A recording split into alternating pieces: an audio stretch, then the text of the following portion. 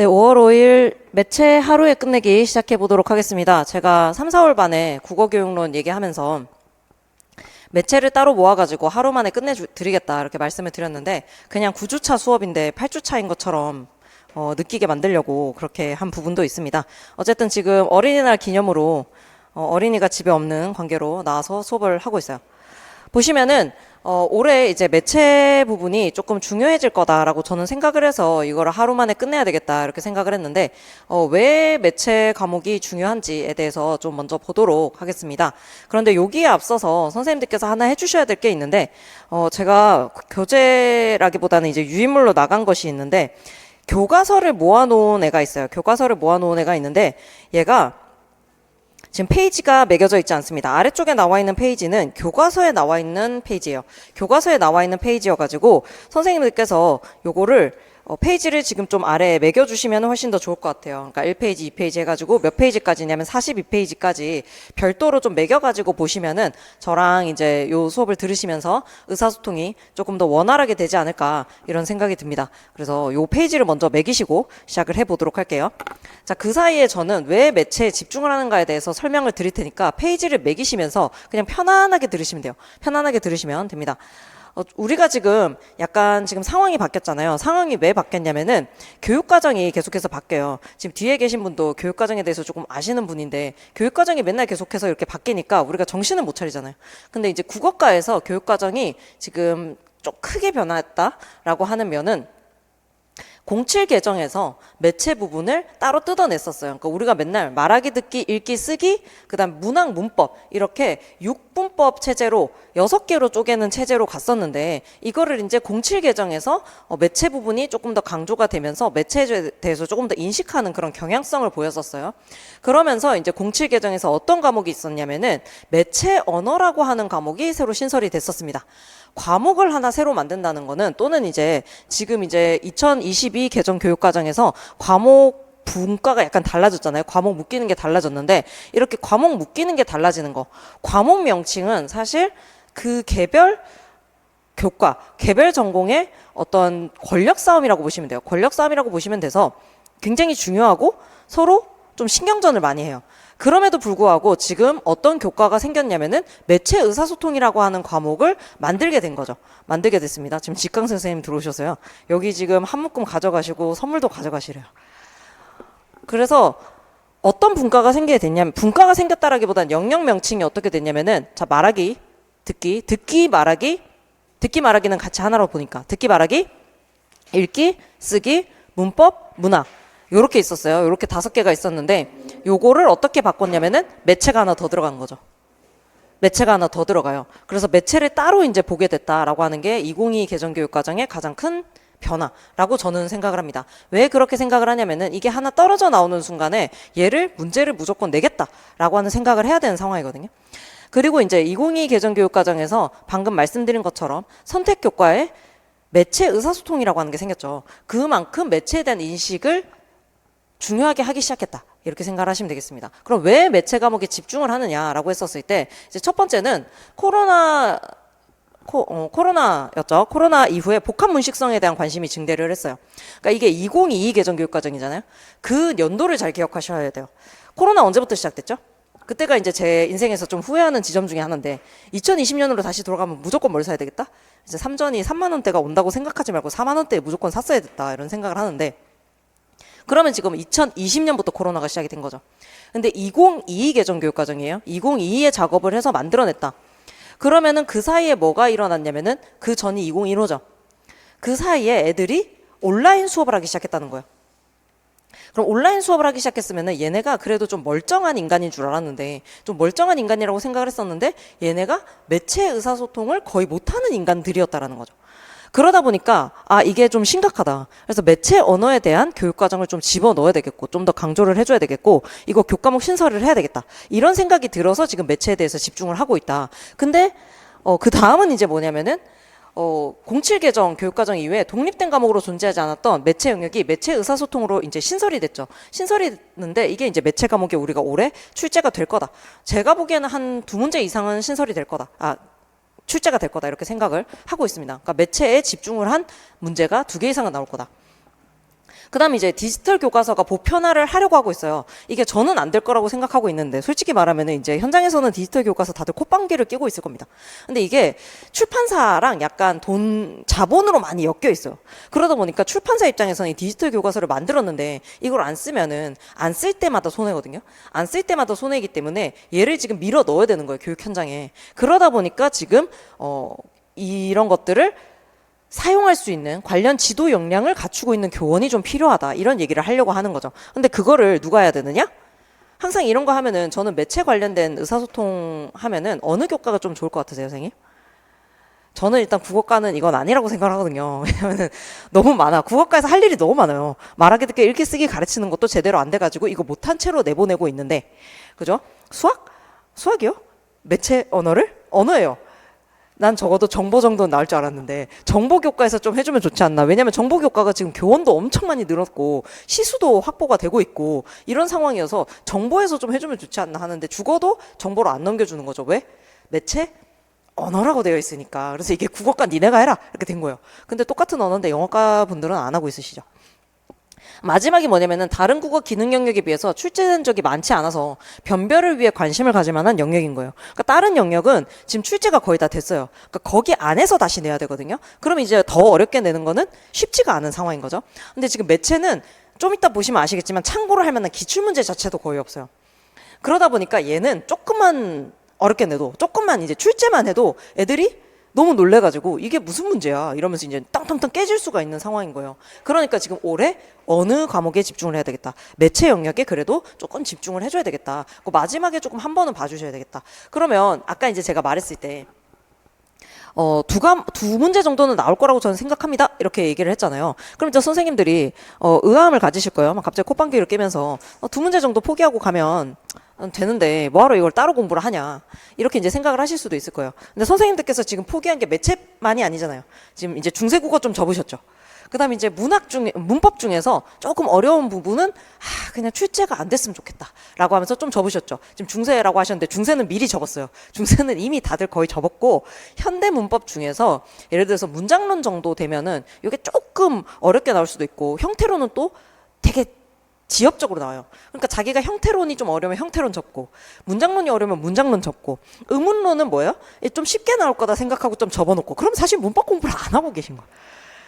그런 다음에 이제 문학에서도 조금 어렵게 나오는 부분이 있죠. 그러면 이제 뭐 예를 들어서 몇 년 전에 한 10년쯤 전인데 검려가 나온 적이 있었어요. 그때 난리가 났었죠. 이제 그런 문제들 내가 접고 가겠다. 그럼 사실 지금 보시면은 매체 부분은 올해 조금 쉽게 나올 가능성이 있어요.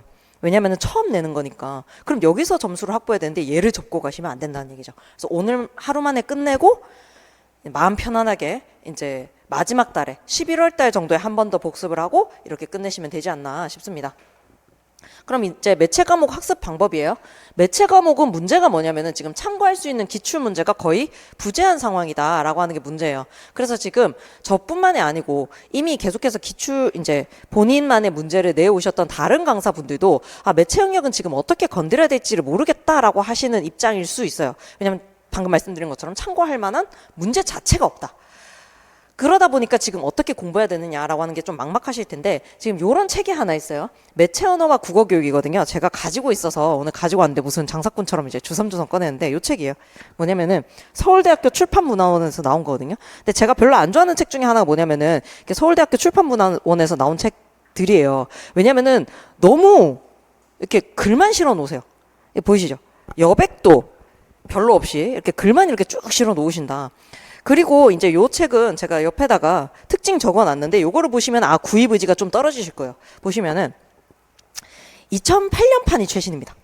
찾아보면 2008년판이 최신이어서 지금 막 찾아보면은 뉴미디어라고 얘기하는 게 지금 이제 더 이상은 뉴미디어가 아닌 상황이 돼버린 그런 책이에요.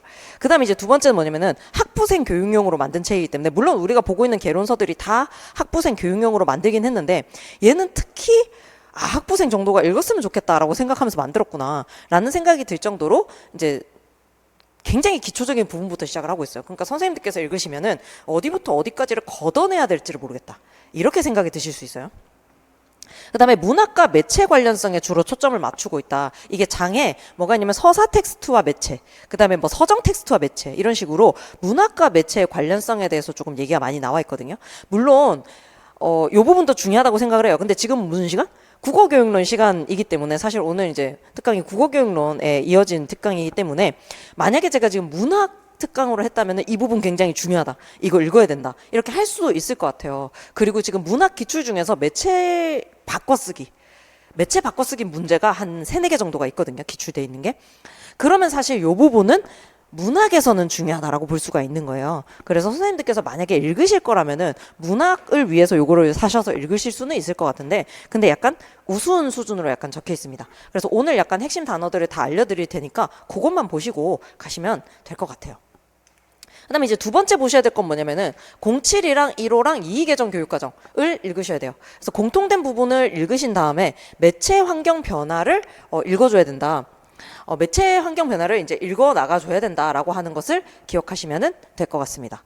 그래서 요거 교육과정은 제가 다 정리를 해드렸어요. 어떻게 정리를 해드렸냐면 이제 마지막까지 이제 요거 이제 읽으시라고 이렇게 한 판에다가 이렇게 한 판이라고 하니까 조금 고요처럼 느껴지긴 하지만 어쨌든 이렇게 한 장에다가 이렇게 07과 1호와 2를 좀 정리를 해놨어요. 그래서 요거 보시면 될 것 같고, 그 다음에 오늘 나눠드린 것 중에 제가 교육과정 따로 정리한 게 있어요. 요렇게 1호 교육과정 언어와 매체. 근데 언어와 매체에 이제 관련되어 있는 07 교육과정을 제가 밀어 넣었고, 그 다음에 이의개정 교육과정을 뒤쪽에 넣었고, 그다음 맨 마지막 부분에 이렇게 뒤적뒤적 보시면은 7로 시작하는 뭐 예를 들어서 7듣2 광고를 보거나 듣고 설득의 전략을 파악한다 이렇게 나와 있는데, 요거는 07 개정 교육과정에서 중학교 교육과정에서 매체와 관련된 부분을 제가 따로 뜯어왔습니다. 그럼 걔를 왜 봐야 되냐면은 이게 개별 담화 유형마다 특수한 단어들이 있어요. 근데 걔네를 어디서 가져올 거냐라고 하면은 요 매체 언어와 국어교육 책에서는 전체를 다 읽어봤자 단어가 많이 안 털려 나와요. 근데 이제 교육과정을 읽어보시면은 예를 들어서 만화다 이런 부분을 내가 초점을 맞춰서 봐야 되는구나. 이 만화를 왜 보셔야 되냐면 지금 이의개정 교육과정에서 웹툰이 언급이 돼 있거든요. 그럼 이제 만화랑 연결을 시켜서 인터넷이라고 하는 속성을 조금 더 덧대가지고 공부를 해야 되겠다 이렇게 생각을 하시면 되겠죠. 그래서 교육과정을 보셔야 됩니다. 교육과정을 보셔야 되고, 제일 도움이 되는 애는 얘예요. 언어와 매체 교과서랑 기출문제. 그래서 핵심 이론을 줄글 형태로 학습하기에 제일 좋은 거는 언어와 매체 교과서입니다. 언어와 매체 교과서가 이제 교육과정을 이렇게 풀어내면서 또 추가되는 이론들을 자기들이 또 교육과정만 적어놓으면은 사실 그 교과서가 굉장히 빈약해질 수밖에 없어요. 엄청 얇아지거든요. 근데 이제 교육과정을 줄글로 풀어내는 과정에서 그래도 이런 이론들이 더 봐야 되겠다. 이런 것들을 이제 추가를 해놓은 게 있어요. 그렇다 보니까 이제 교과서를 좀 보셔야 되겠고, 그 다음에 이제 언어와 매체 기출 문제가 조금 활용도가 있습니다. 근데 아주 좋은 건 아니에요. 왜냐면 아주 좋은 건 아니라는 이유가, 우리가 다른 담화 영역, 국어 기능 영역, 듣기 말하기, 읽기 쓰기 같은 경우에는 애들을 가르치는 내용이, 애들이 배워야 되는 내용이 우리 시험 문제랑 거의 일치가 돼요. 근데 매체어는 좀 독특한 게 뭐냐면은 애들 지금 시험 문제에 나오고 있는 거는, 언어와 매체에 나오고 있는 거는 조금 단순한 수준의 매체 활용 수준이라고 한다면은 우리가 지금 시험을 쳐야 되는 거는 매체 언어 자체를 이해를 해야 돼요. 그러니까 예를 들어서 인터넷 공간에서 사용하는 매체 언어는 어떤 거고, 대중 매체에서 사용하고 있는 매체 언어는 어떤 거고, 이렇게 이해를 해야 되거든요. 그러니까 우리 시험이랑은 약간 안 맞을 수가 있어요. 그래서 요거 언어와 매체 기출 문제를 어떻게 변형시켜서 공부를 하셔야 될지까지 이제 보도록 하겠습니다. 그러면 이제 오늘 수업의 흐름은 이제 어떻게 되냐면은 지금부터 시작해서 그나마 이제 없었던 우리 기출 중에서 매체 관련된 거를 긁고서 5개를 가지고 왔어요. 얘네를 먼저 본 다음에 07이랑 1호 엮여 있는 교육과정까지 보고 잠깐 쉴 겁니다. 잠깐 쉬고 그 다음에 이의개정 교육과정을 이렇게 같이 볼 거예요. 그러면 이제 한 3시간이 지나갈 거거든요. 그럼 이제 뭘 하셔야 되냐면은 선생님들 미리 푸시면 안 돼요. 미리 푸시면 안 된다는 게 요 기출문제 있는 요거 있죠. 요 맨 뒷장을 보시면은, 맨 뒷페이지를 보시면은 제가 기출문제 수능 기출을 약간 변형을 시키고 그 다음에 교과서를 변형시켜가지고 우리 문제 유형처럼 만들어 놓은 게 있어요. 요거를 보시면 이제 선생님들께서 제 수업을 꼭 들으시라는 얘기 아니에요. 그러니까 제가 항상 특강할 때마다 말씀드리잖아요. 공부하는 방법 아시면은 그냥 제 수업 듣지 마시고 그냥 공부를 따로 하세요. 그게 시간이 남으니까. 그래서 오늘 이제 요런 식으로 문제 변형을 하면 된다라고 하는 걸 제가 보여드릴 거예요. 그래서 마지막 남은 1시간은 뭘 할 거다? 이걸 선생님들께서 진짜 시간을 정해서 지금 요 자리에서 푸시고 그런 다음에 문제가 이렇게 변형이 됐다라고 하는 걸 들으시고 답안은 이렇게 썼어야 됐다라고 하는 걸 하게 될 겁니다. 마지막 1시간에. 그래서 앞 시간에 들은 내용을 토대로 쓰셔야 되는 문항이에요. 그러다 보니까 앞 시간에 제가 요 단어는 지금 외워야 되는 상황이다라고 하면은 외우셔야 돼요. 항상 외우셔야 됩니다. 그래서 선생님들께서 지금 점점 문제가 그 당일에 조금 시간을 많이 들이면 풀리는 문제들이 나오다 보니까 교만해지고 있으세요. 그러시면 안 됩니다. 다 외우셔야 된다라고 저는 생각을 하고 외워놓으면은 든든하다 이렇게 생각을 하시면 되겠습니다. 자, 그래서 없지만 거의 없었지만 한번 긁어 모아본 우리의 기출문제 보도록 하겠습니다. 보시면은 이제 공고 1차 문제가 있어요.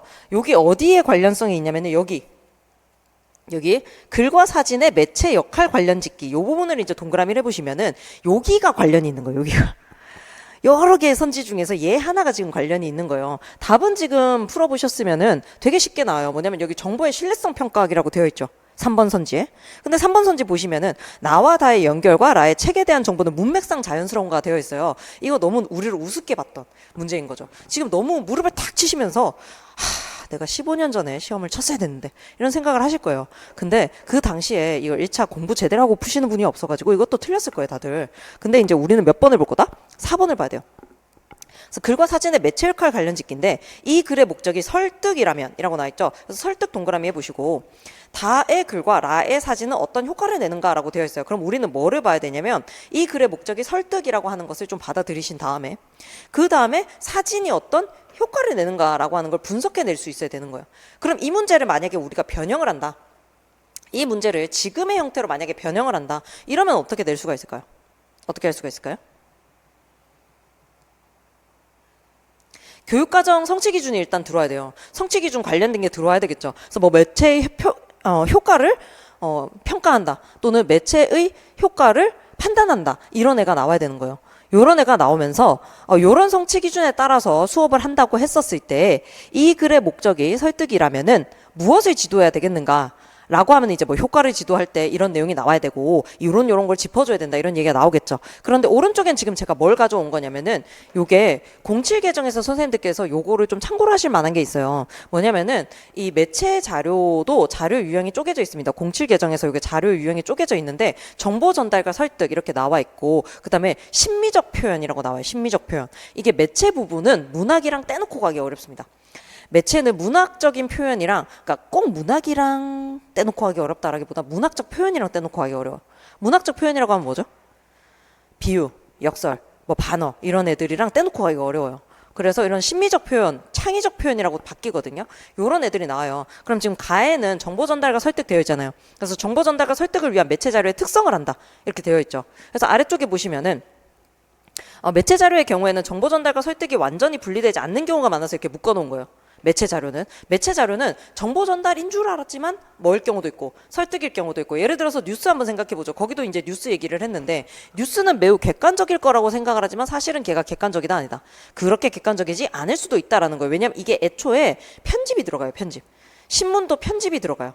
그러다 보니까 이 신문을 가르칠 때 애들한테 뭐를 가르치냐면은 얘 사이즈가 얼마냐. 신문 지면에서 이 사이즈가 얼마고 사진을 뭘 배치를 했고 글자 크기가 어떻게 되고 이런 것들을 지도를 해요. 실제로 그걸 이제 레이아웃이라고 얘기를 하는데 레이아웃 이거를 선생님들께서 이 레이아웃이라고 하는 단어도 좀 알아두셔야 돼요. 왜냐하면 인쇄 매체라고 할 경우에는 레이아웃이 매우 중요하다라는 얘기를 해요. 예를 들어서 선생님들께서 이제 공부력이 좀 오래되신 분들은 그런 경우가 있을 거예요. 이 강사님 수업은 좀 괜찮은 것 같은데 교재 편집이 진짜 구리다. 그래서 이제 얘를 들을 수가 없다. 이런 생각이 이제 드는 경우가 있을 거예요. 그게 이제 레이아웃의 문제입니다. 그래서 인쇄 매체 같은 경우에는 레이아웃의 문제도 항상 거론이 되기 때문에 레이아웃을 알아두셔야 돼요. 배치라고 합니다. 한국어로 바꾸면 이제 배치라고 이야기를 해요. 그러니까 정보의 배치, 사진의 배치 이런 것들은 이제 레이아웃이라고 얘기하거든요. 그래서 뭐 좀 떠오르지 않는다 이러면 레이아웃을 그냥 쓰시는 게 좋아요. 레이아웃을 쓰시는 게 좋고 아니면 배치. 그럼 이제 아래쪽을 보면 예를 들어 뉴스의 경우 이렇게 나와 있긴 하죠. 그래서 뉴스의 경우 주된 초점이 정보 전달에 있기는 하지만 설득적 성격이 전혀 없다고 볼 수 없고 광고 역시 설득의 주된 목적이 있기는 하지만 광고되는 상품이나 서비스에 대한 객관적인 정보 전달을 요구받는다 이렇게 되어 있죠. 이런 측면에서 매체 자료의 경우 정보 전달만을 목적으로 하는 것과 설득만을 목적으로 하는 것을 구분하기가 쉽지 않다. 그러면 이제 정말 이게 출제될 리는 없지만 이것도 물어볼 수는 있는 거예요. 매체 자료에서 정보 전달의 성격과 설득의 성격이 둘 다 드러나는 자료를 준 다음에 이 자료의 목적이 무엇인지 정보 전달 차원과 설득 차원에서 분석을 해보고 이 자료는 어디에 초점을 맞췄는지를 얘기해봐라. 이런 것도 이제 설명은 하실 수가 있어야 된다라는 거죠. 그러면 그때 만약에 기출문제를 낸다. 만약에 출제진들이 낸다라고 한다면은 다른 자료를 가지고 오지 않고 무조건 뭘 가지고 올 거다. 뉴스 또는 광고를 가지고 올 거라는 거예요. 왜 뉴스 또는 광고를 가지고 와야 되느냐? 뉴스가 나왔으면 여기 나와 있는 내용을 서술을 해줘야 되고 수험생들이 광고라고 한다면 이 아래쪽에 나와 있는 내용을 서술을 해줘야 되는 거예요. 광고는 이런 면에서는 설득이 있고 이런 면에서는 정보 전달이 있고 그런데 이렇게 된다. 이런 식으로 이제 분석을 할 수 있느냐를 볼 거기 때문에 뉴스 또는 광고에 초점을 맞춰서 이런 걸 공부를 해야 된다는 거죠. 뉴스와 같은 매체 자료의 이해는 뉴스가 정보를 객관적으로 전달하는 기능만이 아니라 그러니까 정보 전달 차원에서는 객관성을 유지를 해야 된다. 정보를 바라보는 특정한 관점이 내재되어 설득하는 기능을 지니는 특성이 있다는 것을 이해하도록 하는 것이 중요하다. 이와 같이 정보 전달과 설득을 위한 매체 자료의 경우에는 정보 전달과 설득 중 어느 것이 보다 더 주된 기능이 될 수는 있으나 두 가지 중 하나만을 목적으로 하는 담화는 존재하기 어렵다는 점을 이해하고 주어진 매체 자료에 반영된 정보와 관점이 얼마나 객관적이고 공정한지를 비판적으로 따져 의미를 이해하도록 지도하는 것이 중요하다. 그래서 지도의 초점 같은 것도 이제 서술하실 수가 있어야 되는 거죠. 그다음 아래쪽을 보면은 정보 전달과 설득을 위한 매체 자료를 수용하고 생산한다라고 나와 있죠. 그럼 이거를 어떻게 수용할 거냐, 그다음 생산할 거냐인데 세 번째 줄을 보시면은 뉴스 칼럼 광고와 사진 기획물, 다큐멘터리 특집 이런 매체 자료가 있대요. 정보 전달과 설득에는. 그러면 얘네가 실제로 이제 기출이 됐었을 때 요런 유형의 자료들이 나올 수가 있구나라고 생각을 하셔야 되는 거죠. 그 다음에 아래쪽에 보면은 광고와 사진을 하나의 범주로 제시한 것은 국어교육에서 사진은 그 자체로 학습되기보다는 광고에 등장하는 사진과 같이 특정한 언어 사용 목적과 연관지어 학습될 필요가 있다고 보기 때문이다. 그러면 예를 들어서 여기에서 여기 보시죠. 글과 사진의 매체 역할 관련짓기죠. 왜 관련지어서 지도해야 되느냐 서술해봐라 라고 하면 방금 읽은 문장을 서술을 하셔야 되는 거예요. 이해되세요? 그러니까 이런 표현이 왜 나오느냐라고 했었을 때 교육과정에 이런 표현이 나와 있었기 때문에 여기에 초점을 맞춰서 출제를 한다. 이렇게 저는 봐요. 그래서 실제로 이제 기출문제 분석을 해보면은 말짱 아무것도 아닌 데서 나온 게 아니라 선생님들께서 항상 개론서에서 그걸 찾고 싶어 하시잖아요. 근데 개론서에서 그걸 찾기가 어려울 때가 있어요. 그러면 이제 어디로 가셔야 되냐면은 교육과정에서 찾으셔야 돼요. 그러면은 왜 여기에 초점을 맞췄느냐가 나와요. 그렇기 때문에 교육과정을 조금 더 꼼꼼하게 읽으실 필요가 있다라는 거죠. 그 다음에 이제 광고에 사진이 등장할 수 있는 것과 마찬가지로 뉴스에도 사진이 등장할 수 있다. 매체 자료에서 사진과 같은 이미지를 학습할 때에는 사진 이외의 말이나 글 등의 언어적 의미와 관련하여 그리고 그 이미지가 등장하는 자료 유형의 특성을 고려하여 학습하도록 지도하는 것이 중요하다. 그럼 지금 요 문제에서는 글과의 관련성은 살필 수 있었죠. 근데 뭐는 지금 살피지 못했냐면은 자료 유형의 특성과 관련했었을 때 얘가 어떤 차이가 있느냐라고 하는 건 지금 보지 못했어요. 그렇기 때문에 요거는 내가 좀 더 찾아서 봐야 되겠다. 이렇게 생각을 하실 수 있어야 되겠다라는 거죠. 이해가 되셨을까요? 그 다음 지금 아까 말씀드린 것처럼 가에 정보 전달과 설득 이렇게 되어 있잖아요. 그러니까 교육과정에서 가 정보 전달과 설득 이렇게 되어 있죠. 근데 제가 아까 말씀드린 것처럼 심미적 표현이 있어요. 그럼 이제 선생님들께서 추가로 보셔야 되는 것은 뭐냐. 심미적 표현과 관련된 것도 요런 성취 기준이 두 개가 공칠에 있을 것이다. 그러면 내가 그것도 같이 살펴봐야 되겠다. 요렇게 생각을 해주셔야 된다라는 거죠. 그래서 여기서는 지금 요거 선지 하나만 봐야 되지만 교육과정을 같이 볼 수 있다라는 차원에서 선생님들 좀 보셔야 돼요. 요 문제 아마 선생님들 거의 다 날리고 있으실 거예요. 이 정도 내가 풀 수 있지롱 이러면서 날리고 있으실 건데 객관식 문제는 그렇게 보셔야 돼요. 여기에서 어떤 초점을 가지고 출제를 했었고 내가 이걸 어떻게 읽어내겠다 해서 이제 어떻게 변형을 하겠다라고 하는 거. 그래서 이 문제는 사실 변형을 할 가능성이 매우 높아요. 그러니까 변형해서 출제할 거다 이게 아니라 선생님들께서 변형 스터디를 하실 거잖아요. 기출문제 변형 스터디. 그럼 저 같으면 여기서 한 3문제는 나와요. 왜냐면 지금 예측하기랑 구조 표지어 찾기 요거는 읽기 전략. 으로 이제 묶어가지고 출제를 해주고, 그 다음 매체 부분을 방금 출제를 해주고, 그죠? 그 다음에 정보의 신뢰성 평가하기, 이건 앞부분이 틀리기는 했지만, 그럼 신뢰성과 다른 어떤 것을 평가 기준으로 제시할 수 있느냐라고 하는 거 출제를 해줄 수가 있고, 그렇기 때문에 이 문제는 상당히 활용도가 높다는 거죠. 그래서 객관식 문제는 선지 하나하나를 내가 뭐로 바꿔서 출제를 해볼 수 있겠다. 이런 생각을 하시면서 좀 변형을 해보셔야 될 것 같습니다. 다음 문제 보시죠. 다음 문제는 요 문제예요.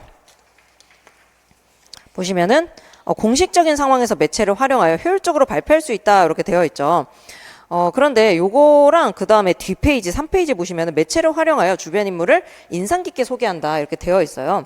이렇게 되어 있는데 보시면은 요 두 개를 제가 묶어놨죠. 그래서 이렇게 묶어놓은 상황인데 요거 두 개를 왜 묶어서 지금 보려고 하냐면은 이전의 매체 출제 경향성입니다. 이전의 매체 출제 경향성은 얘예요.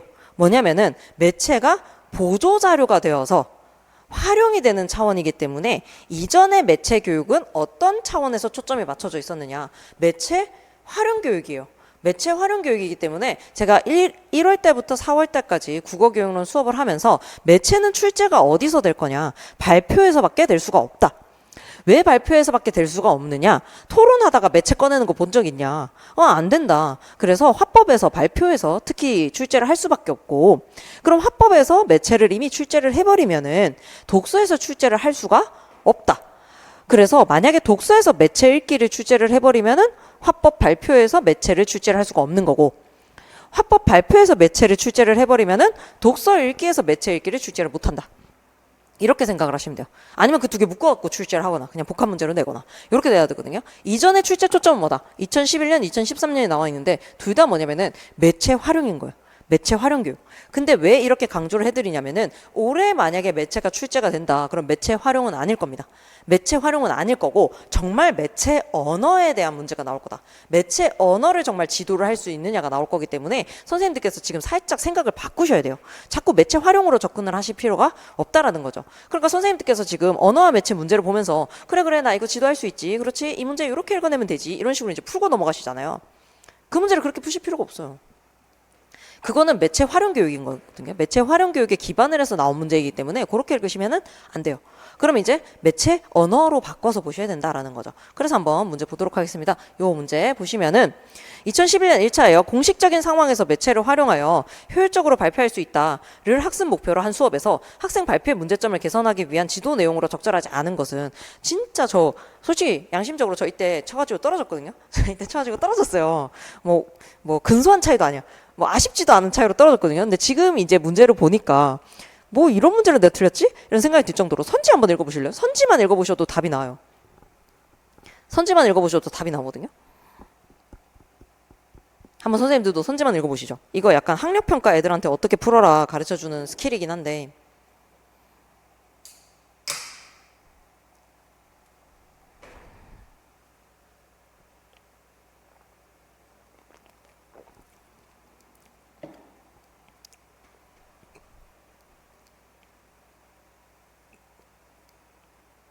지금 약간 미묘한 느낌을 느끼셔야 돼요. 위에 보지 마시고 밑에 선지만 읽고 답 한번 찍어보세요. 네? 몇 번? 손가락으로 해주세요. 1번? 그쵸. 4번. 4번이에요. 왜 4번인지 말씀드릴게요. 이게 진짜 학력평가용 문제. 모의고사 문제 푸는 스킬이에요, 스킬. 스킬이라서 애들한테 막 알려주면 우리 선생님 막 이렇게 될 수가 있는데 지금 1, 2, 3, 4번 보면은 부정서술어로 끝나는 게 4번밖에 없어요. 이게 맞는 애를 쫙 만들어 놓은 다음에 하나를 틀어야 되는 거야. 하나를 틀어야 되는데 요게 출제하신 분이 약간 기교가 부족했다라고 생각을 합니다. 원래는 이제 어떻게 출제를 하면 훨씬 더 나으냐면은 모든 걸 다 긍정서술어로 해놓고 지금 여기 나와 있는 우선이랑 이 때문에 있죠. 얘를 딴 걸로 바꿨어야 돼요. 그러니까 본문이 이상한 애로 바꿔야 돼. 본문이 이상한 애로 바꿔야 되는데 이 분이 무슨 생각을 했냐면은 우리 수험생들의 심리를 느낀 거죠. 우리 수험생들은 뭐부터 읽을 거다? 보기부터 읽을 것이다. 그럼 이제 우선이랑 이 때문에가 너무 이상한 애로 바뀌어 있으면은 다들 뭐라고 생각할 거다? 얘를 고쳐야 되겠네. 이렇게 생각하면서 딱 걔 나온 걸 찍을 거다. 내 문제가 그렇게 쉽게 읽히면은 너무 곤란해. 이런 생각을 하는 거죠. 그래서 부정서술어가 지금 4번밖에 안 들어가 있는 거예요. 그래서 저는 일단 4번 찍고 위에 올라가서 우선이랑 이 때문에 읽었는데 얘가 멀쩡한 거예요. 그러니까 얘가 답이네. 이러고 이제 나머지 안 읽고 넘어가는 거죠. 근데 이제 우리는 지금 요 11년도에 시험을 치고 있는 게 아니니까 어떻게 접근해야 될지 볼게요. 공식적인 상황에서 매체를 활용하여 효율적으로 발표할 수 있다가 출제가 된다면은 이거는 매체 언어 영역이 출제가 된 게 아니죠. 얘는 지금 화법 영역이 출제가 된 겁니다. 근데 이제 올해도 이런 문제가 아예 사라질 거다라고 확신할 수는 없어요. 근데 매체 언어가 조금 한 3문제 정도 나온다? 이러면은 요런 도표는 매체 언어에서만 써야 되는 거예요. 보시면은 학생의 발표의 문제점이래요. 보면은 정보를 밑에 선택지만 볼게요. 정보를 선별하여 내용을 구성하는 방법. 그래서 시각자료 1에서 출산율을 언급할 때 통계 정보를 일일이 나열하기보다는 의미 있는 정보를 선별하여 재구성한다라고 되어 있죠. 정보 선별과 선별 동그라미 하시고 구성 동그라미 하시면 되는 거예요. 정보 선별과 구성을 지도해야 되는구나. 아, 학생들한테 이런 매체 활용 교육을 할 때는 정보 선별과 구성을 지도해야 되는구나. 그 다음에 이제 2번 보시면은 정보를 연결하여 내용을 구성하는 거죠. 이게 선별은 선택한다이기 때문에 연결은 별도의 얘기예요. 그러니까 선별과 연결과 구성을 한 번에 가르쳐야 돼요. 선별과 연결과 구성을. 근데 요거를 지금 분리해 놓은 상황인 거죠. 선택지를 만들다 보니까. 그 다음에 추론을 통해 정보를 해석하는 방법인데 추론 동그라미 하시고요. 요런 거 이제 도표 자료, 시각 자료를 재구성할 때에는 가장 필요한 게 뭐냐면 사실적 이해와 추론적 이해입니다. 사실적 이해와 추론적 이해이기 때문에 비판적 이해로 가려면은 비판적 이해는 어떤 때 가능하냐면 출처 안 나와 있을 때. 매체 자료에 출처가 안 나와 있을 때, 보조 자료에 출처가 안 나와 있을 때 이거 출처 없다라는 식으로 하게 되면은 정보의 신뢰성을 판단을 하는 거죠. 뭐 이 정도 가면은 비판인데 보통은 요런 도표 자료 나오게 되면은 사실적 이해와 그다음 추론적 이해 정도로만 생각을 해요. 그러다 보니까 지금 추론을 통해서 정보를 해석하는 방법을 지도를 하게 되는 거죠. 이제 비어있는 부분. 그다음에 담화 표지를 효과적으로 사용하는 방법인데 4번이랑 5번은 묶으셔야 돼요. 얘네 두 개는 지금 언어적인 표현 방법이거든요. 얘네 두 개는 지금 언어적인 표현 방법이고 그다음에 위쪽에는 지금 매체와 관련된 부분, 보조자료와 관련된 부분 이렇게 셋둘로 구성이 되어 있어요. 근데 이제 요거를 선생님들께서 만약에 본인 내신용 문제로 조절을 하겠다. 그러니까 요거는 이제 인고랑은 별개로 본인이 지금 기간제로 이제 근무를 하고 있으신데 내신용 문제로 얘를 활용해서 변형을 하겠다. 이러면 사실 약간 보완돼야 되는 게 3개가 되어 있는 요 내용 부분이 있죠. 이거를 약간 여담이에요. 이제 문제는 스킬을 알려드리는데 1번과 2번을 선별, 연결, 구성을 하나로 묶어서 그죠? 정보의 선별과 재구성이라고 그러면 여기에 연결이 들어가는 거예요. 그럼 정보의 선별과 재구성 이렇게 해서 선지 하나로 묶어버리는 거예요. 그런 다음에 이제 추론을 통한 정보 해석 2번으로 올라가죠. 그 다음에 4번, 5번이 위로 올라오는 거예요. 3번, 4번으로. 그 다음에 5번에 뭐를 넣어야 되냐면은 이거 발표할 거기 때문에 비언어와 관련된 내용을 해줘야 되거든요. 지금 언어적인 내용만 넣었기 때문에 이렇게 조금 더 균형을 맞춰주는 게 맞아요. 원래. 그래서 그런 균형, 이거 저는 이제 전문 용어로 왁구라고 하는데 이거 출제를 하실 때 선지 왁구를 먼저 생각해 놓으신 다음에 걔를 갖다 얹어야 돼요. 이분도 아마 그렇게 하셨을 거예요. 근데 조금 비언어적인 부분을 언급을 해줬으면은 우리가 요 합법 공부를 할 때 조금 더 활용할 수 있지 않을까. 근데 여기서는 지금 선생님 뭐를 이제 출제를 할 수 있겠어요? 이 뭐를 출제할 수 있겠습니까? 여기에서 매체 언어 차원으로 본다면은 매체 언어 차원으로 본다면은 이제 좀 이따가 우리가 이론 부분도 좀 더 볼 거잖아요. 이론 부분도 좀 더 볼 건데 여기 문자 나와 있죠. 여기 그림 나와 있죠. 근데 그림 안에 숫자도 있죠. 그러면 이제 뭐를 언급을 해야 되냐면 복합문식성 얘기를 해야 되는 거죠. 여기는 복합문식성인 거예요. 복합문식성으로 출제를 할 수가 있는 거고 그 다음 여기에 지금 어디에 실려 있느냐가 나와 있지 않아요. 얘가 실리는 매체가 언급이 되어 있지 않죠. 그럼 매체 특성에 대해서는 얘기를 할 수가 없어요. 지금 인쇄 매체인지 아니면 디지털 매체인지 이런 게 나와 있지가 않아요. 근데 만약에 요 아래에 지금 하이퍼링크가 나와 있다. 그럼 약간 뉘앙스를 다르게 가져가셔야 돼요. 하이퍼링크가 나와 있다. 이러면 뭐로 가져가야 되냐면 하이퍼텍스트, 복합 텍스트를 넘어서 하이퍼텍스트성 이라고도 이야기를 하고요. 그 다음에 이제 선생님들께서 제가 나중에 뒤쪽에 내놓은 문제가 여기에 초점이 맞춰져 있어요. 하이퍼텍스트성을 언급을 하거나 혹은 이제 인쇄 매체랑 관련을 해서 하이퍼텍스트성이 가지는 특성이 있어요. 뭐냐면은 비선형성이에요. 비선형성. 그러니까 우리 인쇄 매체는 어떻게 읽습니까? 선생님들 항상 시험 문제 칠 때 제가 딱딱 실어본 게 그거예요. 항상 보기부터 시작해서 이렇게 읽으니까 밑에 작성 방법을 보면 다시 위로 올라가야 되잖아요. 이 선형적 읽기를 하시죠. 위에서부터. 우리 애들도 모의고사 칠 때 그래요. 항상 몇 번부터 풀어요? 1번부터 풀잖아요. 그 답답 실어본 거예요. 자기가 잘하는 것부터 빨리 풀고 앞으로 갔다가 뒤로 갔다가 이렇게 비선형적인 문제풀이를 해야 되는데 본인들이 선형적 문제풀이를 하는 거예요. 그러니까 이제 망해요. 왜냐면은 문학 너무 재밌죠. 꼼꼼하게 읽으신다고. 근데 보통 문학이 그렇게 꼼꼼하게 읽을 필요가 없어요. 그러니까 자 다시 돌아오면은 인쇄 매체 읽기는 특징이 뭐다? 선형적 읽기입니다. 선형적 읽기. 선조적 읽기라고도 하고 선형적 읽기라고도 해요. 그래서 인쇄 매체의 특징은 선형성인 거예요. 선형적 읽기를 한다. 근데 이제 하이퍼텍스트 같은 경우에는 거기 링크가 있으면 애들 더 어떻게 해요? 그 링크 눌러가지고 걔 먼저 읽다가 다시 돌아와서 보다가 보다 보니까 내가 아까 읽었던 그 하이퍼텍스트 그 링크가 다시 봐야 될 것 같아. 다시 올라가서 다시 클릭하죠. 이런 식으로 왔다 갔다 하잖아요. 이게 뭐냐면 자기가 선택적 읽기를 할 수가 있다는 거거든요. 근데 이제 선택적 읽기라는 단어는 조심하셔야 돼요. 왜 조심하셔야 되냐면은 이 선택적 읽기는 마치 뭐처럼 느껴지냐면 책을 선택해서 읽는 것처럼 느껴질 수가 있거든요. 이게 책 독서 부분에서 선택적 읽기다 이렇게 되면 북매치 프로그램과 함께 해서 선택해서 읽는 그런 프로그램을 얘기하는 용어로 받아들여질 수 있기 때문에 어떤 용어를 써주는 게 좋다. 비선형적 읽기를 한다. 요렇게 이제 얘기를 해주시는 게 맞다는 거죠. 그래서 여기는 아직 하이퍼텍스트까지는 못 간 거죠. 요 시대가 그랬던 거예요. 요 시절이 그랬어요. 그래서 여기는 지금 뭐까지만 언급을 해야 된다. 복합 문식성까지만 얘기를 해야 된다. 이렇게 생각을 하시면 돼요. 복합 문식성까지만 얘기를 해야 된다. 아주 낮은 수준의 복합 문식성이죠. 요즘은 뭐 다중 문식성 이렇게도 얘기를 하죠. 그러니까 복합 문식성을 넘어서. 그래서 요 문제는 이제 만약에 우리가 변형을 한다 이러면은 너무 근데 비효율적이에요. 여기 문자도 많고 여기 그래프 있고 이래서 복합 문식성 하나 묻기에는 너무 내용이 많다는 거죠. 그래서 이 문제는 요 정도면 복합 문식성 묻기에는 좀 적절하구나 정도만 하시고 폐기하셔도 돼요. 얘는 따로 변형을 할 필요가 없는 문제. 그다음에 이 문제 보시면은 지금 이제 뒤쪽에 말하기 평가계 2013년 문제인데 요것도 선지만 읽고 한번 풀어보세요. 선지만 읽고.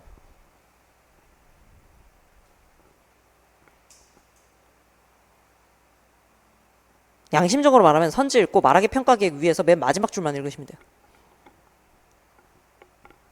보통 출제자들이 맨 마지막에 답을 넣어놓고는 사람을 뺑기를 치게 만들어요. 그 모의고사 칠 때도 다들 답답하지 않았나요? 보통 5번에 답 있고 이러면 너무 짜증나죠.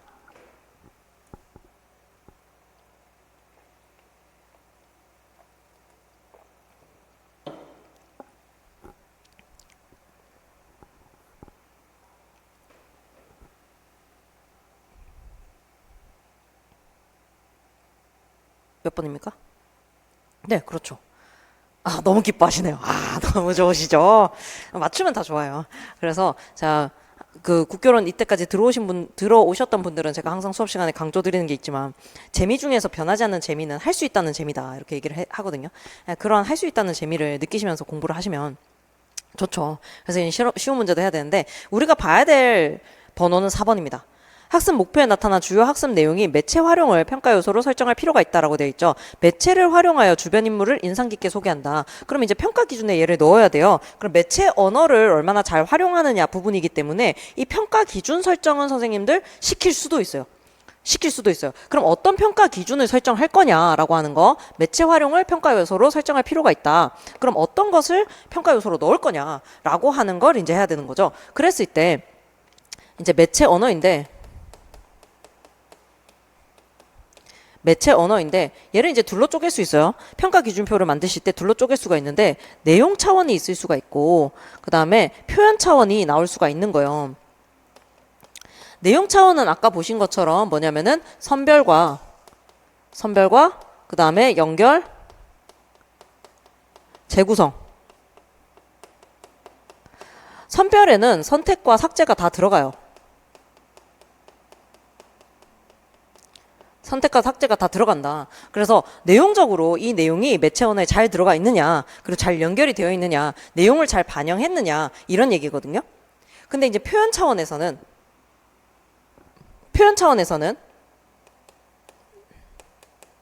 언어적 표현이 있을 수가 있고, 그럼 이제 비언어적 표현 이렇게 만들고 싶으시겠지만 그거보다는 감각 표현이라고 이제 생각을 하시면 되는데, 저는 이제 외우기 쉽게 하려고 감각 표현을 했는데, 왜 감각 표현을 했냐면은 선생님들 감각하면 이제 떠오르시는 게 심상이잖아요. 심상이 뭐가 있어요? 시각, 촉각, 청각 이런 게 있죠. 그게 이제 매체인 거예요. 그게 이제 매체 차원인 거예요. 시각 언어, 청각 언어, 영상 언어 이런 식으로 지금 언어의 명칭을 붙여놓고 있거든요. 그러니까 여기에 이제 시각화, 그 다음에 청각화 요렇게 표현을 하셔도 되고, 아까 말한 것처럼 무슨 언어, 뭐 영상 언어 이런 식으로도 활용을 해요. 요렇게 이제 가져가게 되거든요. 그럼 이제 언어 표현에는 선생님들 아시고 있는 것처럼 뭐를 가지고 와야 되냐면 수사법이에요. 수사법을 가지고 와야 돼요. 수사법은 뭐뭐뭐로 쪼개지죠? 비유 상징? 아니요. 수사법은 3개로 쪼개지는데, 물론 비유 상징 이렇게 할 수도 있지만 비유법은 맞아요. 수사법이라고 얘기하면은 3개로 쪼개는데 보통 오늘 이제 외우시면 돼요. 오늘 외우시면 돼. 왜냐면 우리는 11월까지 외울 시간이 충분해. 자, 비유법, 그 다음에 변화법, 강조법 이렇게 들어가요. 수사법이라고 하면 상징은 다른 차원이에요. 상징은 약간 다른 차원이고, 이렇게 3개로 일단 쪼갠 다음에 변화법은 뭐예요? 문장의 변화를 주는 거기 때문에 도치라든지 설이라든지 이렇게 이런 애들이 들어가고, 강조법은 이제 반복법 이런 애들 뭐 이런 애들이 들어가게 되고, 비유법에 들어간 애들이 뭐 의인, 그다음에 직유, 은유 이런 애들이 이제 들어가게 되죠. 풍유 이런 애들이 들어가죠. 그럼 이제 요런 내용을 언어적 표현에서 잘 활용하고 있느냐, 매체 언어에서. 예를 들어서 요게 라디오 광고일 경우와 그 다음에 이제 텔레비전 광고일 경우는 전혀 차이가 나죠. 그랬을 때 라디오 언어적 표현은 어디가 더 중요하냐, 라디오 광고랑 텔레비전 광고랑 어디가 더 중요할까요? 어디서? 언어? 라디오? 라디오가 더 중요하죠. 왜냐면 얘네는 시각으로 보이는 게 없기 때문에. 텔레비전은 어떻게 해주면 돼요? 자막 깔아버리면 되거든요. 근데 라디오는 자막이 없잖아요. 그러니까 청각에만 의지해서 얘가 해야 되기 때문에 훨씬 문장이 단순하고 훨씬 더 귀에 잘 들어오게 해야 되는 거예요. 그럼 이제 요 부분을 지도를 더 많이 해야 된다, 매체 언어 활용을 할 때. 그랬을 때 지금 매체가 뭐예요? 라디오 매체인 거잖아요. 라디오 매체 광고를 지도를 할 때에는 어디에 초점을 맞춰서 언어적 표현에 수사법의 강조를 해줘서 애를 지도를 해줘야 된다, 이런 얘기를 할 수가 있어야 된다라는 거죠. 요게 이제 평가 기준에 들어가야 되는 거예요. 그러면 지금 매체 언어 쪽에 초점을 맞춰서 평가 기준을 만든다라고 한다면은 사실은 내용적인 부분은 거의 들어가지가 않고, 왜냐면 매체 언어를 얼마나 잘 활용하느냐를 평가를 해야 되기 때문에 여기 표현과 관련된 부분이 잘 평가 기준으로 살아있느냐라고 하는 얘기를 써줘야 되는 거예요. 그러니까 사실 올해 이렇게 꼼꼼하게 채점이 될 것 같지는 않아요. 예를 들어서 평가 기준을 제시해봐라라고 했었을 때 다들 막 삽질하고 있을 거잖아요. 제가 말씀드렸죠. 다 같이 삽질하고 있으면 너무나 행복하다고. 왜냐면 다 답이 된다, 이런 얘기를 드리는데 그 와중에 잘 쓰는 사람이 있어요. 그러면은 바로 그냥 직행하는 거예요. 2점으로. 2점 또는 4점으로 직행을 해요. 근데 솔직히 말하면 채점관들도 인간이잖아요, 인간. 그럼 그 사람들이 읽기 정말 짜증나는 답안은 2번, 3번을 읽다 보면은 이 정도면 저희 그냥 1.5 해야 될 것 같지 않나요? 이렇게 될 수가 있어, 정말. 정말로, 진심으로. 그러니까 딱 깔끔하게 써주는 게 좋아요. 그러니까 딱 평가 기준을 제시해라 라고 한다면 올해 매체 언어로 나왔다 이러면 어느 쪽에 초점을 맞춰서, 표현 부분에 초점을 맞춰서 딱 해주는 게 좋지, 뭐 내용을 잘 반영했냐느니 뭐 이런 거보다는 표현 차원으로. 그리고 아마 작성 조건에 나와 있을 거예요. 내용 차원을 제외하고 표현 차원에서의 평가 기준을 제시해 보시오, 이런 식으로 이제 나올 수가 있다는 거죠. 그럼 이제 이렇게 보시면 되는 거. 언어 표현과 이제 감각 표현 해가지고, 감각 표현 부분은 뭐 얼마나 시각화라고 하는 것은 그것도 들어가요. 텔레비전 광고라고 하면은 글씨체를 뭘 썼느냐, 글씨 크기를 어떻게 했느냐, 무슨 색 글씨를 넣었느냐. 왜냐면 이제 빨간색 배경인데 토마토가 막 깔려 있는데 빨간색 글씨 넣었다, 광고 안 하시겠다는 거죠, 이거. 그러니까 이런 레이아웃이나 아까 말했던 레이아웃이나 아니면 색 이런 것들도 다 영향을 미치기 때문에 너무, 지금 생각하니까 어때요? 내가 국어교사인지 미술교사인지 알 수가 없다, 이런 생각을 하죠. 근데 그런 시대가 왔어요. 그래서 이렇게 평가 기준을 제시해 봐야 되겠다. 그러니까 선생님들께서 이제 보실 때에는 그 4번을 끌어와가지고 한번 평가 기준을 제시해 보게 하는 문항으로 이렇게 하면은 좋지 않겠나. 앞에 문제랑 이거 엮어서 할 수도 있어요. 앞에 자료를 조금 자료를 글을 좀 간략하게 만든 다음에 얘랑 이제 붙인 거야. 요런 걸 가지고 애가 발표를 했다고 했었을 때 어떤 평가 기준표를 제시를 할 수 있겠냐라고 이제 문제를 엮어가지고 낼 수도 있는 거죠. 그럼 이제 요게 그래프이기 때문에 어떤 거요? 시각화시킨 그래프 자료에 유형을 잘 선택을 했느냐라고 하는 걸 할 수가 있는 거죠. 예를 들어서 원그래프를 사용을 하면 어때요? 11번에. 선생님 요거 가져가시고 선물도 가져가시고 아무 데나 앉으시면 돼요. 사실 여기도 안 잡히지 않아요, 선생님? 그죠? 항상 직강생 선생님들이 걱정하시는 게 여기 앉으면 자기 잡히냐. 여기 앉으셔서 주무실 때 있어요. 그래서 앞에 이제 문제랑 엮어서도 낼 수 있는데, 앞에 거는 제가 말씀드렸어요. 이거 매체 활용 교육으로 조금 더 가면은 그래프 유형도 알아두시긴 하셔야 돼요. 그래서 꺾은 선 그래프는 언제 써야 되느냐, 선 그래프는 언제 써야 되느냐, 원 그래프는 언제 써야 되느냐, 이런 그래프 부분도 좀 주의를 해서 그래프 유형 또 주의해서 보셔야 된다. 근데 요거는 어디에 제일 잘 정리가 되어 있냐면요, 고등학교 1학년 지금 고등학교 1학년 교과서에 정리가 돼 있어요. 매체 자료 유형이 그 교과서 본문에는 잘 안 나와 있고 어디에 나와 있냐면 선생님들이 추가로 지도해야 되는 그 파란색 글씨 있죠. 거기에 보통 표로 정리가 돼 있거든요. 그래서 거기에 찾아보시면 무조건 나와 있을 거예요. 왜냐면은 그 시험 문제 내라고 거기 주는 거잖아요. 그래서 그거를 잘 보시면 됩니다. 저희 지금 기출문제 보고 있어요. 기출문제.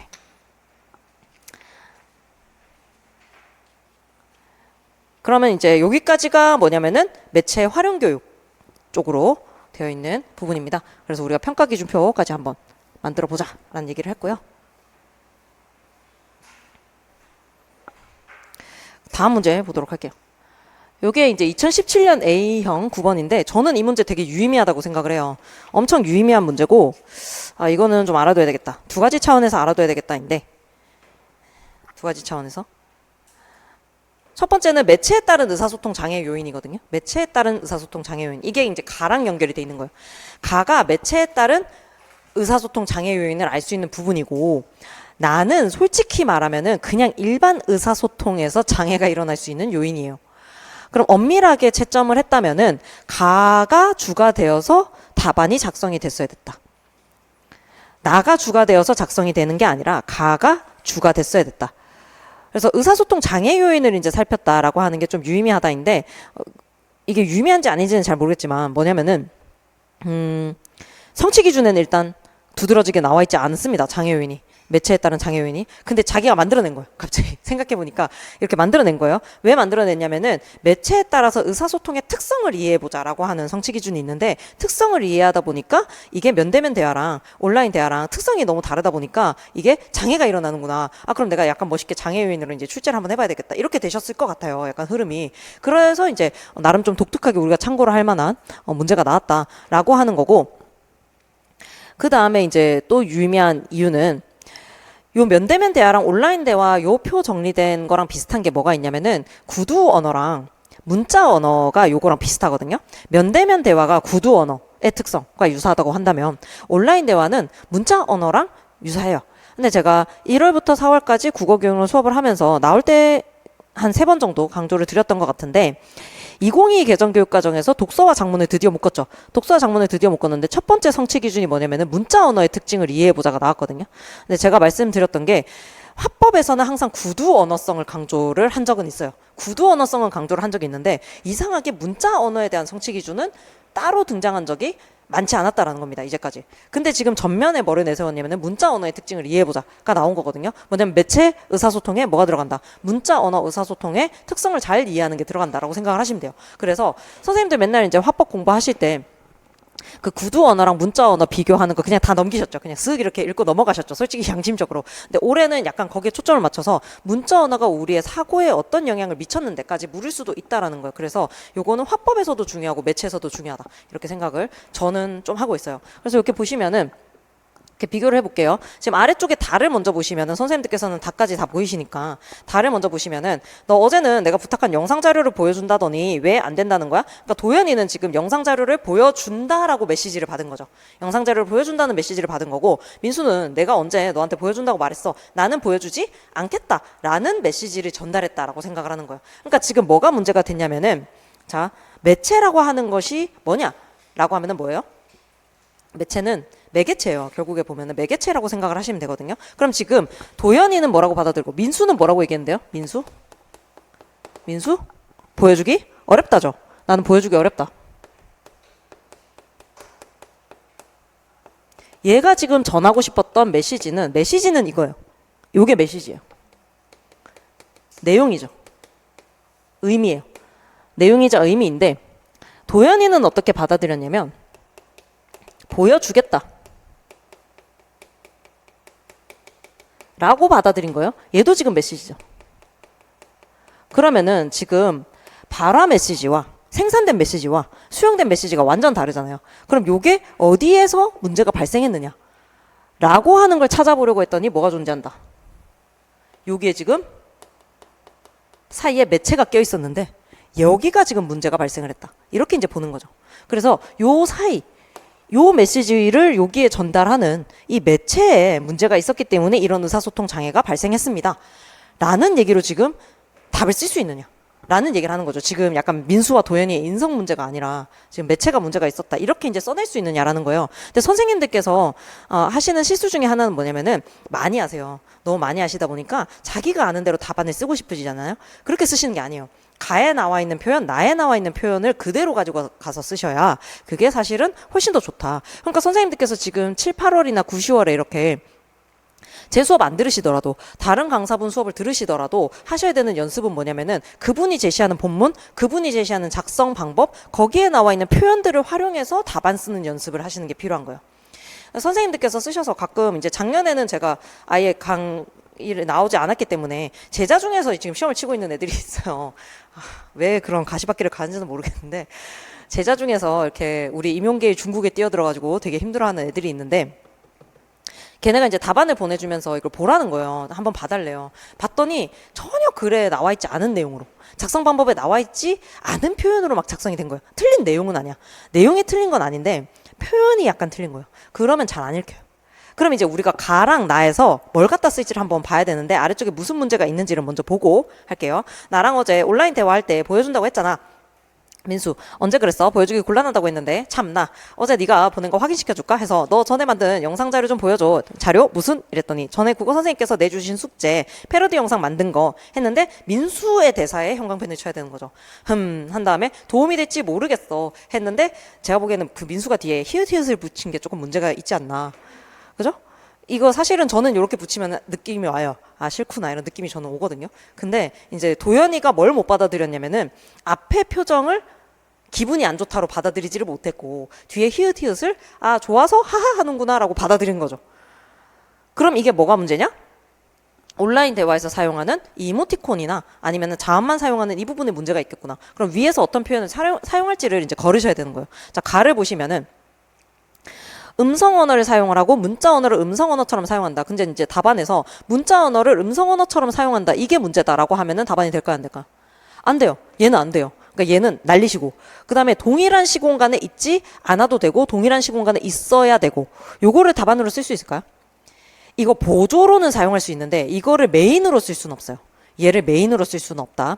그 다음에 세 번째는 뭐냐면 준언어 비언어적 메시지를 직접 전달하는 게 면대면 돼야라면 온라인 대화는 준언어 비언어적 메시지를 이모티콘 등의 기호로 간접 전달하지만 출제자의 핵심은 뭐냐면 선생님들께서 받아들여줬으면 하는 핵심은 제한적임이라는 단어가 들어갔느냐 라고 하는 게 핵심인 거예요. 이 표현이 지금 들어가야 돼요. 이 문장이 거의 그대로 답안에 들어가야 돼요. 요게 그대로 들어가 줘야 된다. 그래서 위쪽에 나온 거는 보조적으로는 쓸 수 있어요. 보조적으로는 쓸 수 있다. 저라면 이제 어떻게 할 거냐면 아래쪽에 나까지 이제 걸은 다음에 해볼게요. 의사소통은 화자와 청자가 서로 공유한다고 생각하는 의미를 언어를 통로로 하여 사용작용하는 것이다. 그런데 실제로는 화자가 전달하려는 내용이 의도대로 청자에게 전달되지 않기도 한다. 이건 문제 상황이에요. 이거를 선생님들이 답안에 쓰실 필요는 없어요. 근데 이제 굳이 또 답안의 아름다움을 위해서 또 갖다 쓰실 거죠. 그럼 이제 시간이 날아가는 거예요. 인간은 메시지를 자신에게 유리한 방향으로 인식하고 해석하려는 경향이 있기 때문이다. 이 문장은 가져다 써야 돼요. 그다음에 이는 화자가 의도하는 메시지가 그대로 전달되는 것이 아니라 청자에 의해 선택적으로 수용된다는 것을 의미한다. 나와 있죠. 그러면 여기서 선생님들 답안에 꼭 들어가야 되는 표현은 뭐냐면은 자신에게 유리한 방향으로 인식하고 해석하려는 경향. 이 표현은 꼭 들어가야 되고 그 다음에 뭐가 들어가야 되냐면 선택적으로 수용된다는 것. 이게 꼭 들어가야 돼요.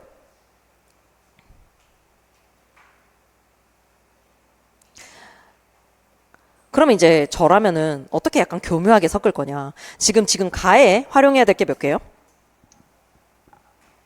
하나?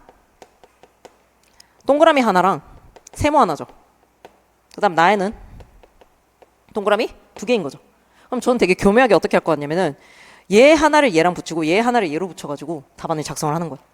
그러니까 어떤 식으로 작성이 될 수 있는지 한번 보여드릴게요. 지금 자신에게 유리한 방향으로 인식하고 해석하려는 경향. 이게 필요하죠. 맞습니까? 요거는 지금 저 뭐랑 붙일 것 같냐면 동일한 시공간에 있지 않아도 됨. 이거랑 붙일 것 같아요. 그럼 온라인 대화는 동일한 시공간에 있지 않기 때문에 청자가 화자의 메시지를 자신에게 유리한 방향으로 인식하고 해석하려는 경향이 있기 때문이다. 그럼 이제 구체적으로 뭐냐면은 도연이는 지금 자료가 필요한 상황이기 때문에 민수의 메시지를 자신에게 자료를 줄 것이라고 해석을 하려는 경향이 있었을 것이다. 이렇게 이제 써주는 거죠. 그 다음에는 이제 어떻게 되게 되냐면은 아래쪽에 청자에 의해서 선택적으로 수용된다는 거죠. 제가 왜 이거를 밑에 거랑 붙이냐면은 지금 간접적으로 전달하지만 제한적임이죠. 지금 얘가 선택적으로 뭐를 수용을 했냐면은 지금 앞에 나와 있는 그 표정이 아니라 뒤에 나와 있는 히읗에 집중을 했다로 서술을 하려고 하는 거예요. 그러면은 온라인 대화는 준언어 비언어적 메시지를 이모티콘 등의 기호로 간접 전달하지만 화자가 의도하는 메시지는 그대로 전달되지 않고 청자에 의해서 선택적으로 수용이 되기 때문에 제한적으로 해석이 될 가능성이 높다. 그런 다음에 이제 설명을 해주는 거죠. 민수는 이러한 표정과 히읗히읗이라는 두 가지를 썼지만 도연이는 뭐를 받아들였다. 뒤에 나오는 히읗히읗에 중점적으로 선택적으로 수용을 했었을 것이다. 이렇게 이제 설명을 하면은 깔끔하게 떨어지겠죠. 그렇게 이제 저는 활용을 했을 것 같아요. 그러니까 나와 있는 자료를 다 가져다 쓰시는 게 좋고, 웬만하면.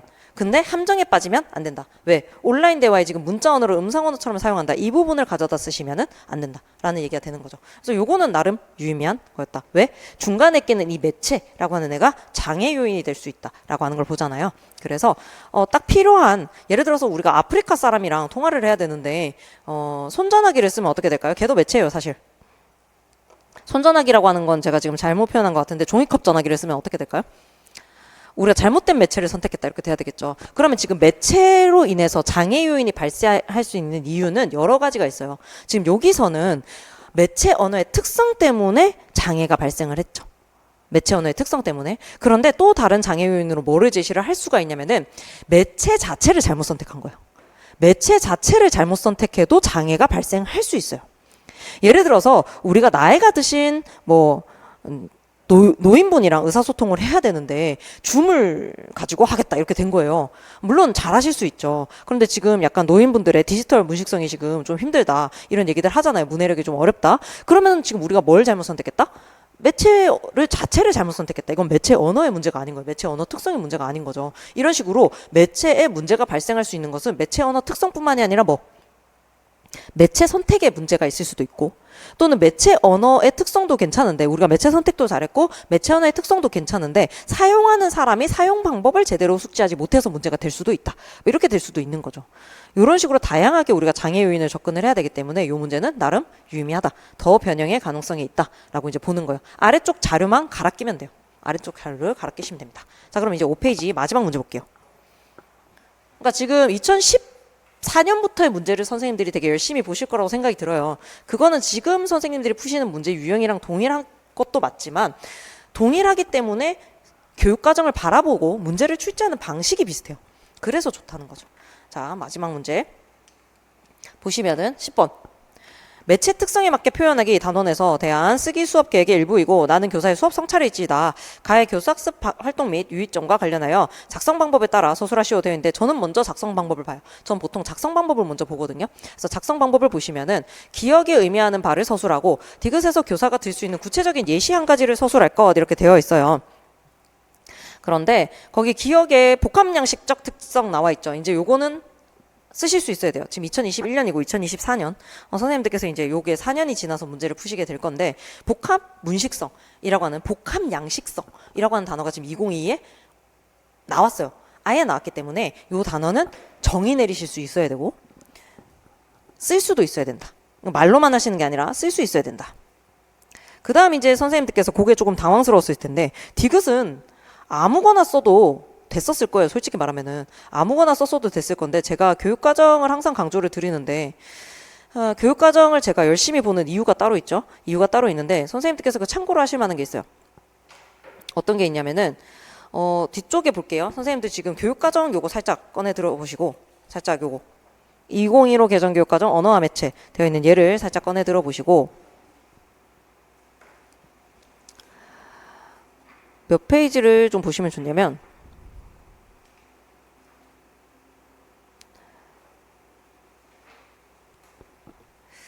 뒤쪽에 이제 영상 부분이에요. 영상 부분인데 특히 어디를 보시면은 도움이 되냐면 지금 여기 오늘은 안 나와 있는데 문학과 영상이라고 하는 과목이 나왔거든요. 거기에 보면은 모르셨어요? 우리 이제 카메라도 잘 써야 되고 영상 편집도 잘할 수 있어야 돼요. 그게 국어과 과목으로 왔기 때문에 미술과한테 줄 리가 없어요. 그래서 우리는 이제 카메라도 잘 써야 돼요. 그런데 이제 여기에 보시면은 지금 문제에 뭐라고 나와 있어요? 디귿에? 니은에? 디귿이죠. 영상 언어의 시각적 요소를 표현하려면 카메라의 어떤 요소들을 조절하며 촬영해야 하는지라고 나와 있죠. 카메라의 어떤 요소를 조절을 해야 될까요, 우리가? 이거 그때 쓸 때, 야, 이거 아무거나 쓰면은 다 맞다고 해주는 거 아니냐. 이런 얘기를 했었거든요. 그때 뭐 쓰셨어요?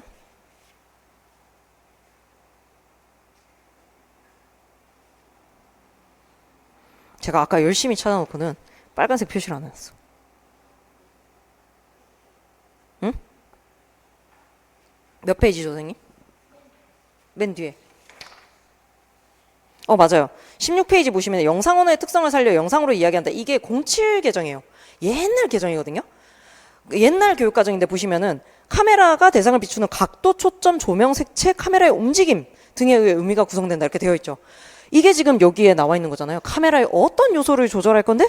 라고 했었을 때 여기에 있는 거 대충 써가지고 이거를 조절하라고 가르치면 된다. 이렇게 썼어야 됐다는 거죠. 근데 이제 요거 제가 봤던 답안 중에서 가장 참신했던 게 뭐냐면 파노라마 기법을 사용할 수 있다고 알려준다. 너무 평소에 카메라를 많이 쓰신 거예요. 그래서 파노라마 기법으로 촬영을 할 수 있게 알려준다. 고민이 진짜 많이 됐을 것 같아요.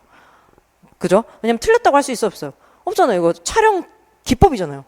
그거를 알려줬는데 틀렸다고 할 수 있을까요? 이게 어려운 거예요. 근데 사실은 교육과정을 보면은 이게 나와 있었다는 거죠. 그래서 이런 단어로 쓰셔야 돼요. 이런 단어로 쓰시는 게 사실은 정답으로 가는 길이다. 그럼 이제 기억이 의미하는 바는 소술하셨겠죠. 그 다음 디귿에서 교사가 될 수 있는 구체적인 예시는 뭐다? 각도라든지 아니면은 이제 거기 나오는 색감이라든지 뭐 이런 것들을 우리가 쓰면 되겠다. 거기 나와 있는 단어 중에 한 2개 정도를 썼으면은 정답으로 처리가 됐겠다. 이 점은 확보했다. 이렇게 보시면 되겠죠. 이 점. 그 다음에 나에 근거할 때 교사가 수업에 적용하고자 하는 장문 이론이 무엇인지 제시하고 이 이론의 관점에서 니은의 활동이 지닌 의의를 다른 모둠의 역할을 중심으로 설설할 것 이렇게 되어 있는데 선생님들 거기 장문 이론의 형광펜을 치시고 별표를 치시면 이거는 매체랑 전혀 관련이 없는데 사실 요거는 매체는 앞부분에서 끝났어요. 작성 조건에서. 요 뒷부분은 장문인데 제가 이제 5, 6월에는 기출문제를 봐야 되잖아요. 그래서 이제 선생님들 보시기 편하게 제가 이제 테마별로 이제 뜯는 작업을 하고 있다 이렇게 말씀을 드렸는데 제가 항상 이 장문 이론, 형식주의, 그 다음에 인지주의, 사회구성주의는 장문 아니면 독서에서 출제가 된다. 장문에서 출제가 되면 독서에서 출제가 안 되고 독서에서 출제가 되면 장문에서 출제가 안 될 거다라고 말씀을 드렸는데 압도적으로 장문에서 출제가 됩니다. 제가 개수 세봤더니 독서에서 거의 출제가 안 되고 거의는 아니지만 그래도 가끔은 출제가 되지만 장문에서 압도적으로 출제가 와야 돼요. 그러니까 선생님들께서 공부하실 때 그 형식주의, 인지주의, 사회구성주의 공부하기 싫으시죠? 싫으시지만 공부를 해야 되겠다라고 한다면 어디 걸 봐야 되겠다. 장문교육론에 나와 있는 거를 좀 초점을 맞춰서 공부를 하셔야 되겠다. 독서교육론보다는. 그래서 장문교육론에 나와 있는 장문 이론은 꼭 잡고 가셔야 돼요. 이거는 거의 매년 나오는 거기 때문에 만약에 올해 안 나왔다 그럼 무조건 내년 나오는 거예요. 거의 매년 나옵니다. 그래서 꼭 보셔야 되는 부분이다. 얘는 지금 보시면 어디를 조금 더 이제 활용을 해가지고 기출 변형을 할 수가 있냐면은 여기 이제 광고가 나오잖아요. 제가 아까 말씀드렸죠. 광고나 뉴스 이런 애들이 많이 나올 거다. 지금 선생님들께서 주의해서 보셔야 되는 매체는 광고, 신문, 요거예요. 광고, 신문. 왜 광고와 신문을 잘 보셔야 되느냐라고 하면은 얘가 지금 1호 교육과정의 국어 1학년에 나와 있어요. 국어 1학년에서 이거 매체 비판적으로 읽기 부분에서 광고랑 신문이 해설에 들어가 있고 그걸로 교과서가 전부 다 만들어져 있거든요. 모든 출판사가. 그래서 참고를 할 만한 자료가 너무 많은 거예요. 근데 올해가 지금 1호랑 2가 걸쳐져 있는 해죠. 그리고 지금 올해 매체에 집중을 하긴 하고 제가 출제될 거라고 확신은 하지만 2급으로는 나올 수가 없어요. 2022급으로는 나오기가 어렵다. 왜 나오기가 어렵느냐? 이거 내년에 나올 만한 교과서 참고를 하더라도 몇 학년 거밖에 참고를 못하냐면 1학년 거밖에 참고를 못해요. 이거 매체 의사소통은 내년이나 돼야 이게 좀 틀이 나올 거다. 교과서의 틀이. 그럼 참고를 할 만한 자료가 이제 올해는 고1, 공통국어 1, 공통국어 2 정도만 참고를 할 수 있을 거다. 실제 개발이 돼 있다 하더라도. 그렇기 때문에 올해가 기회다. 지금 합격을 하고 싶고 매체를 좀 덜 공부하고 싶다 그러면 올해가 기회다 그렇게 생각하시고 합격을 하셔야 돼요. 그래서 여기 보시면 이제 광고 나오죠. 그래서 공익 광고 나와 있는데 이 공익 광고와 관련지어서 선생님들께서 또 뭘 보셔야 되냐면 상업 광고를 같이 보셔야 돼요. 상업 광고랑 공익 광고는 차이가 있거든요. 그래서 상업 광고의 특징과 공익 광고의 특징, 매체 특성에 따른 차이. 인 거죠. 그거를 같이 또 공부를 하셔야 되고, 그 다음에 여기 청각적 요소와 시각적 요소에 대해서 설명하기라고 되어 있죠. 그래서 이 두 개를 합쳐서 뭐라고 하냐면 영상 언어라고 하는 거예요. 이 영상 언어에는 뭐가 있느냐? 청각적 요소와 시각적 요소가 있다. 그렇기 때문에 복합, 양식적 특성이 있다. 근데 여기 솔직히 말하면 하나 더 들어가죠. 공익 광고는 보통 뭐가 들어가기 때문에 문구가 들어가기 때문에 이게 문자 언어적인 요소도 들어가는 거예요. 그래서 문자 언어적인 요소도 같이 포함해서 봐야 된다. 이런 걸 이제 보셔야 되는 거죠. 위쪽에 나와 있는 뭐 스토리보드 작성하기 이런 거는 출제될 확률이 없습니다. 어디에서는 없냐면은 매체 언어에서는 없어요. 왜냐면은 언어를 잘 이해하고 있느냐 수준으로 올해 나올 거다. 만약에 거기까지 나가면 가능해요. 내용의 수용과 생산까지 가면은 가능은 한데 굳이 거기를 갈까 싶은 게 이제 올해다라고 생각을 하시면 되겠습니다. 여기까지가 이제 본문이고 6페이지는 제가 미리 보지 말라고 말씀드렸어요. 6페이지는 미리 보지 마시고 이렇게 던져 놓으시면 돼요. 옆에다가 이렇게 던져 놓으시고 6페이지는 나중에 마지막 시간에 푸시고 이렇게 공부해야 되겠구나. 이렇게 되시면 됩니다. 이제 뭘 볼 거냐면은 2015 개정교육과정 언어와 매체 요거 이제 보도록 할게요. 요거 이제 보시면은 선생님들께서 이제 제가 시작하기 전에 공지를 드렸는데 새로 이제 직강 들으시는 분들이 왔으니까 안내를 드릴게요. 교과서가 지금 묶여 있는 종이가 또 하나 있을 겁니다. 자, 선생님들 따로 교과서 찾아보지 마시라고 필요한 부분 발췌해서 묶어 드렸는데 요게 제가 또 편집하다 보면 항상 이런 실수를 하잖아요. 페이지를 안 매겼어요. 그래서 1페이지부터 지금 페이지를 매기셔야 돼요. 그래서 페이지를 매기시고 저랑 같이 보시면은 될 것 같습니다. 페이지를 슬슬 매기시면서 보도록 할게요. 보시면은 얘가 이제 2015 페이지만 매기시면 돼요. 들으시기만 하시고. 자, 요거 이제 2015 개정교육과정의 내용 체계표입니다. 내용 체계표, 언어와 매체 내용 체계표 중에서 언어 부분을 뺀 거예요. 문법 부분을 뺐는데 보시면은 여기 언어와 매체의 본질이거든요. 요게 지금 지식 차원이에요.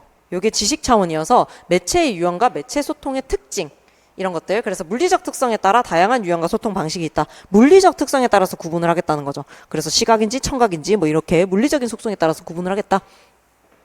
그 다음에 이제 여기 보시면 일반화된 지식의 매체 언어는 소리, 음성, 이미지, 문자, 동영상 등 다양한 기호가 함께 어우러져 의미를 만들어내는 복합 양식의 특성을 지닌다. 그러니까 복합 양식이라고 하는 것은 뭐냐면은 여러 가지 기호가 복합적으로 활용이 된 양식이다라고 얘기를 해야 되는 거예요. 이 양식이 모드예요, 모드. 그래서 복합 양식성이 멀티 모드라고 해요. 멀티 모드라고 얘기를 하거든요. 그래서 영어로 보시면 조금 더 쉬울 수 있어요. 그다음 이제 두 번째 매체 언어에 대한 이해는 인간관계 형성 및 정보 사회와 문화의 이해에 도움을 준다인데 요거 두 개 끊어서 보셔야 되겠죠. 인간관계 형성을 끊으시고 정보 사회와 문화의 이해 이렇게 끊으셔야 되는 거예요. 그래서 얘가 지금 매체의 영향력 쪽으로 가게 되는 거죠. 그 다음에 다양한 매체 자료에 대한 이해는 매체 자료를 비판적으로 수용하고 창의적으로 생산하는데 핵심 단어는 뭐냐면 비판적 동그라미 하시고 창의적 동그라미 해야 되는 거예요. 매체와 관련해서는 가장 중요한 건 뭐냐면은 비판적 문식성 부분을 보고 있다. 그래서 애들이 창의적으로 하면은 좋겠는데 우리 애들이 창의적으로 할 수 있을까요? 이 창의적 독해 수준이라고 하는 것은 뭘 얘기하나요? 이 독해 수준이에요. 그러니까 선생님들께서 요런 그 개론서 용어에 익숙해지셔야 되는데 만약에 출제가 됐는데 다음 학생의 읽기를 독해 수준에 따라서 나눠보고라고 하면 어떻게 나누라는 얘기냐면은 사실적 읽기, 추론적 읽기, 비판적 읽기, 감상적 읽기, 창의적 읽기 요거 중에서 골라서 설명해 봐라라는 얘기예요. 그게 독해 수준입니다. 그게 읽기 수준이고 독해 수준이라고 이야기를 하거든요. 그러면 지금 우리 아이들이 창의적 읽기가 되느냐? 그럼 창의적 읽기라고 하는 게 뭐 창조적으로 뭘 만들어내는 게 아니라 독해 수준에 있어서 창의적 읽기라고 하는 것은 문제 해결적 읽기를 얘기하는 거예요. 그래서 읽기 과정 자체가 문제 해결 과정이다라고 하는 거. 2015에서는 읽기 과정 자체가 문제 해결적이다라고 하는데 초점이 좀 더 맞춰져 있고 그 이전 교육 과정까지는 뭐도 포함을 많이 시켰었냐면은 읽으면서 자신 삶의 문제를 해결하는 거 있죠. 그것도 창의적 읽기에 들어갔었어요. 근데 이제 우리 애들이 그걸 할 수 있느냐? 해요. 하는데 우리 애들한테 특히 부족한 게 뭐냐라고 했었을 때 비판적 문식성인 거죠. 그래서 매체 교육으로 오게 되면은 비판적 문식성을 굉장히 강조를 많이 한다. 그래서 여기 체계표에 들어가 있는 거죠. 비판적으로 수용하고 창의적으로 생산. 그러니까 수용은 비판적으로, 생산은 창의적으로 이렇게 해야 된다. 이런 얘기입니다. 그다음에 이제 자신의 국어 생활과 매체 언어 생활을 비판적으로 성찰할 때 국어 능력과 매체 언어 능력이 효과적으로 신장된다라고 되어 있는데 여기 매체 언어 생활 성찰하게 되면은 문화가 발전할 거다라고 꿈과 희망을 품고 있는 교육 과정이 되겠죠. 그래서 이거 보도록 하겠습니다. 요거는 이제 2022 교육 과정이에요. 보시면은 어디에 나중에 표시를 하셔야 되냐면 나중에 한 번 더 말씀드릴 거예요. 뒤쪽에 가시면 있긴 한데 어디를 보시면 되냐면 디지털 기술과 매체 환경 변화. 얘가 지금 좀 초점이 맞춰져 있어요. 왜냐면은 그 이전에는 이 디지털이 발음도 잘 안 돼. 디지털이 이렇게까지 중요할 거라 생각을 안 한 거죠. 근데 이제 아까 제가 뭐라고 말씀드렸죠? 2022 개정 교육 과정이에요. 중간에 누가 존댔다? 코로나. 코로나. 얘네가 잘 쓸 줄 알았는데 이 다 스마트폰 바보들이었다. 그래서 가르쳐 줘야 된다. 이렇게 생각을 이제 했다는 거죠. 그래서 디지털 기술과 매체 환경 변화가 들어왔고 그 다음에 이제 더 강조가 많이 되고 있는 게 매체 자료의 사회문화적 구성과 재현. 얘도 지금 좀 많이 강조가 되고 있어요. 그 이유가 2022가 다른 부분도 마찬가지지만 사회 구성주의가 더 강조가 되는 방식으로 바뀌었습니다. 2015까지는 인지주의가 훨씬 더 강조가 되는 교육 과정이에요. 실제로는 사회 구성주의가 약간 후추처럼 들어가 있어요. 근데 지금 2022 개정 교육 과정은 약간 이게 그래도 그 설렁탕에 편육 정도로는 들어가 있다. 그 매우 중요한 부분이잖아요. 그 정도로는 들어가 있다. 이렇게 생각을 하시면 돼요. 그래서 이데올로기성이라든지 아니면은 사회 관습과의 관계라든지 그래서 어떤 단어가 좀 강조가 되는 사회 담론이라고 하는 단어가 좀 강조가 돼요. 그래서 사회 담론과 이데올로기와 관련된 얘기들이 좀 나오기 때문에 이게 강조가 된 상황이다. 이렇게 보시면 되겠습니다. 자, 그러면은 이제 교육과정 한번 보도록 할게요. 교육과정이랑 교과서가 왔다 갔다 할 거라서 요거를 두 개를 같이 이제 쥐고 있으시면 됩니다. 자, 첫 번째 성취 기준 볼게요. 언어와 매체의 본질 1015 1페이지입니다. 언어와 매체의 본질 성취 기준은 음성 언어, 문자 언어, 매체 언어의 본질과 특성을 이해하는 데 중점을 두어 설정하였다. 인간의 삶과 현대사회의 소통 현상과 관련하여 언어와 매체가 어떤 역할을 하는지 그 특성과 유형은 무엇인지 이해함으로써 국어와 매체 언어의 중요성을 인식하는 데 주안점을 둔다라고 되어 있죠. 제가 거기에 음성 언어 동그라미 1, 문자 언어 동그라미 2, 매체 언어 동그라미 3 해놨잖아요. 이게 요렇게 언급이 돼 있다는 거는 이게 각각이 무게가 비슷하다는 거예요.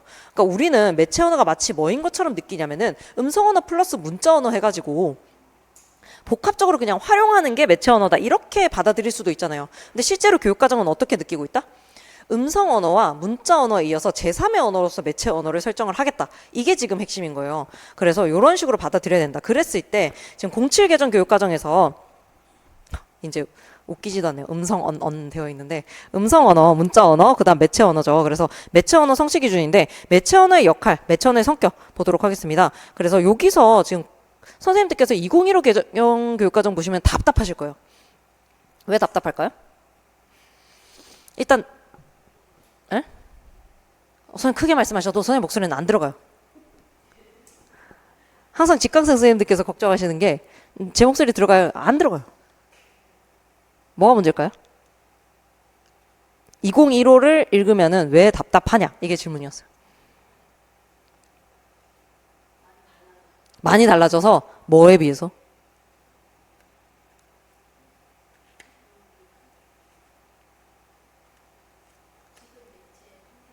아, 지금 매체 환경과 많이 달라서 그것도 가능해요. 근데 저의 질문의 의도는 보편적으로 2015를 읽으면은 이 과목뿐만 아니라 다른 과목을 읽더라도 짜증이 난다의 개념이거든요. 그쵸? 해설이 없어요. 나는 이 성취 기준이 너무 답답하고 알고 싶은데 2015 개정 교육 과정을 만든 사람들 입장에서는 얘가 별로 필요가 없는 거야, 해설이. 그냥 날려버려요. 날려. 심지어는 07이랑 똑같은 성취 기준, 거의 비슷한 성취 기준인데 대조해 보시면은 2015는 되게 짧아져 있고 해설이 07은 길고 이런 상황들이 있거든요. 그래서 저는 약간 올드하지만 07이나 09를 같이 봐요. 같이 보고 1, 2까지는 선생님들 해설이 다 붙어 있습니다. 1, 2까지는. 그래서 1호나 2 보다가 약간 헷갈린다 하면은 그 키워드 잡아가지고 그 07, 09, 1, 2를 검색을 해보시면 돼요. 그렇게 하시면 나옵니다. 그래서 07의 매체 언어의 성격, 매체 언어의 역할 한번 보시면은 매체 언어가 언어 문화를 어떻게 구성하는지 이해한다라고 나와 있습니다. 그래서 이 내용은 매체 언어가 언어 문화를 어떻게 구성하는지 이해하도록 하기 위해서 설정하였다. 매체 언어도 음성 언어나 문자 언어와 마찬가지로 의미를 구성하는 언어의 일부이다. 여기서도 이미 어떻게 보고 있다. 음성 언어와 문자 언어와 같은 급으로 보고 있다. 매체 언어를.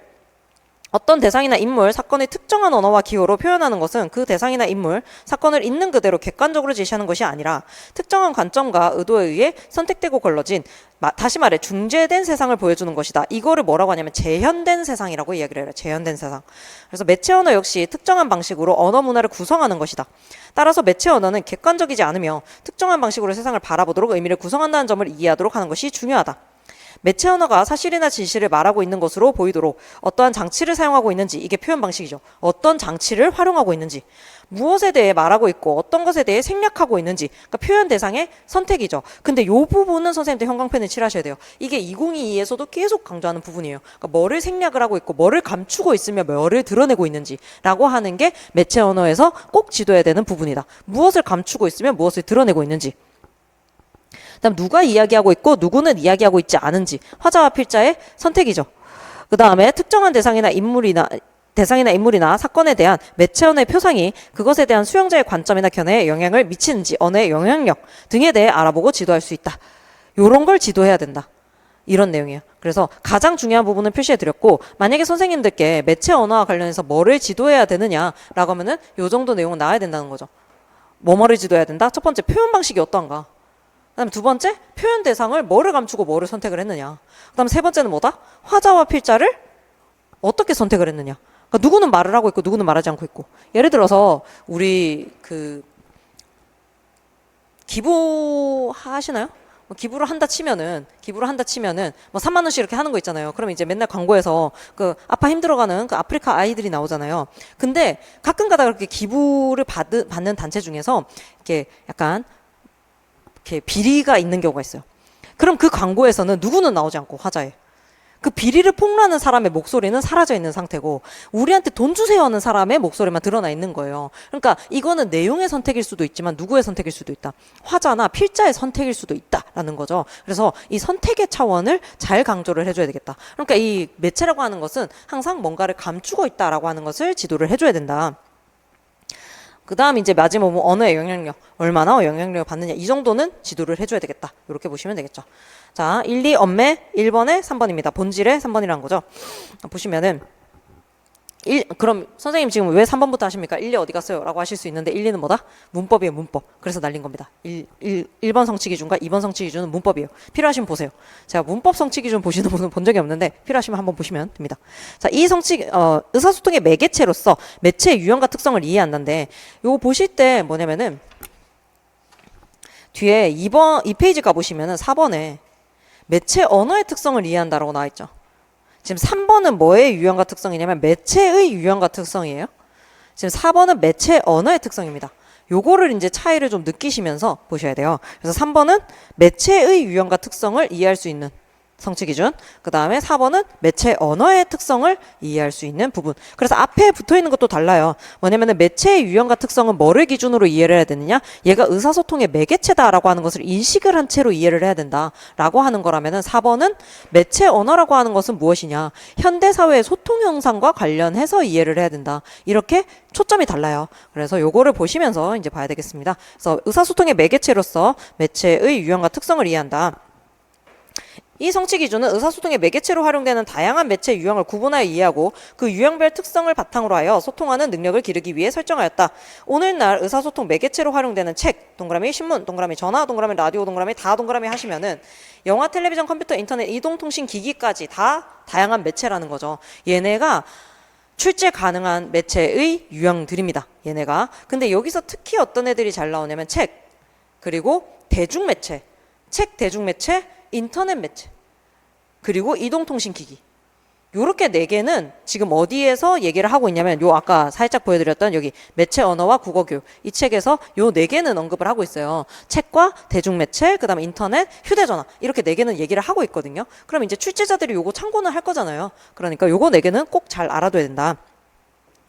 네, 이제 교수 학습 방법 및 유의사항 4번 보시면은 매체의 유형과 특성 이야기를 지도할 때에는 매체의 기술적 측면보다는 의사소통적 측면에서 매체의 언어적 속성에 대해 이해할 수 있도록 범위와 수준을 적정한다. 인간의 의사소통 유형인데 이 인간의 의사소통 유형이 3개로 지금 나눠져 있거든요. 첫 번째는 면대면 소통이죠. 두 번째 간접적 소통이죠. 세 번째 대량 전달 방식의 소통이거든요. 이거 3개로 나누는 게 어디서 나오냐면 이 책에서 나와요. 요 책에서 그렇게 3개로 쪼개놓고 있어요. 그러니까 이 책을 완전히 무시하고 가기는 좀 어려운데 중요한 부분은 오늘 대부분 전달 드릴 거기 때문에 선생님들 뭐 필요하시면 읽고 아니면 안 읽으셔도 괜찮겠다. 그에 따른 매체별 유형 같은 비본질적 내용이나 기호의 하위 유형 등에 관한 내용에 중점을 두기보다는 의사소통의 매개체로서 매체의 의미 생산과 전달 방식의 특성과 복합 양식성에 중점을 두도록. 그럼 여기도 복합 양식성이 나왔죠. 그러면 선생님 거짓말쟁이 아까 복합 양식성이 새로 나왔다 이렇게 했는데 이게 성취 기준에 아예 들어가 버린 게 202예요 지금. 202에서 아예 성취 기준에 전면적으로 그냥 내보내고 있다라고 생각하시면 되겠습니다. 이 페이지. 자, 현대사회의 소통 현상과 관련하여 매체 언어의 특성을 이해한다. 이 성취 기준은 현대사회의 의사소통에서 복합양식적 특성을 지닌 매체가 가장 많이 활용됨을 이해하고 소통하는 능력을 기르기 위해 설정하였다. 오늘날 의사소통 매개체로 활용되는 다양한 매체들은 소리, 음성, 이미지, 문자, 동영상 등이 복합적으로 이루어진 양식, 여기까지 밑줄을 치셔야 돼요. 우리 아까 그 기출문제 뭐가 나왔어요? 복합양식적 성이라고 하는 것은 무엇인지 정의, 서술해봐라라고 나왔죠. 이 부분을 그대로 썼으면 돼요. 소리, 음성, 이미지, 문자, 동영상 등이 복합적으로 이루어진 양식 이렇게 썼으면 되는 거예요. 임을 이해하도록 한다.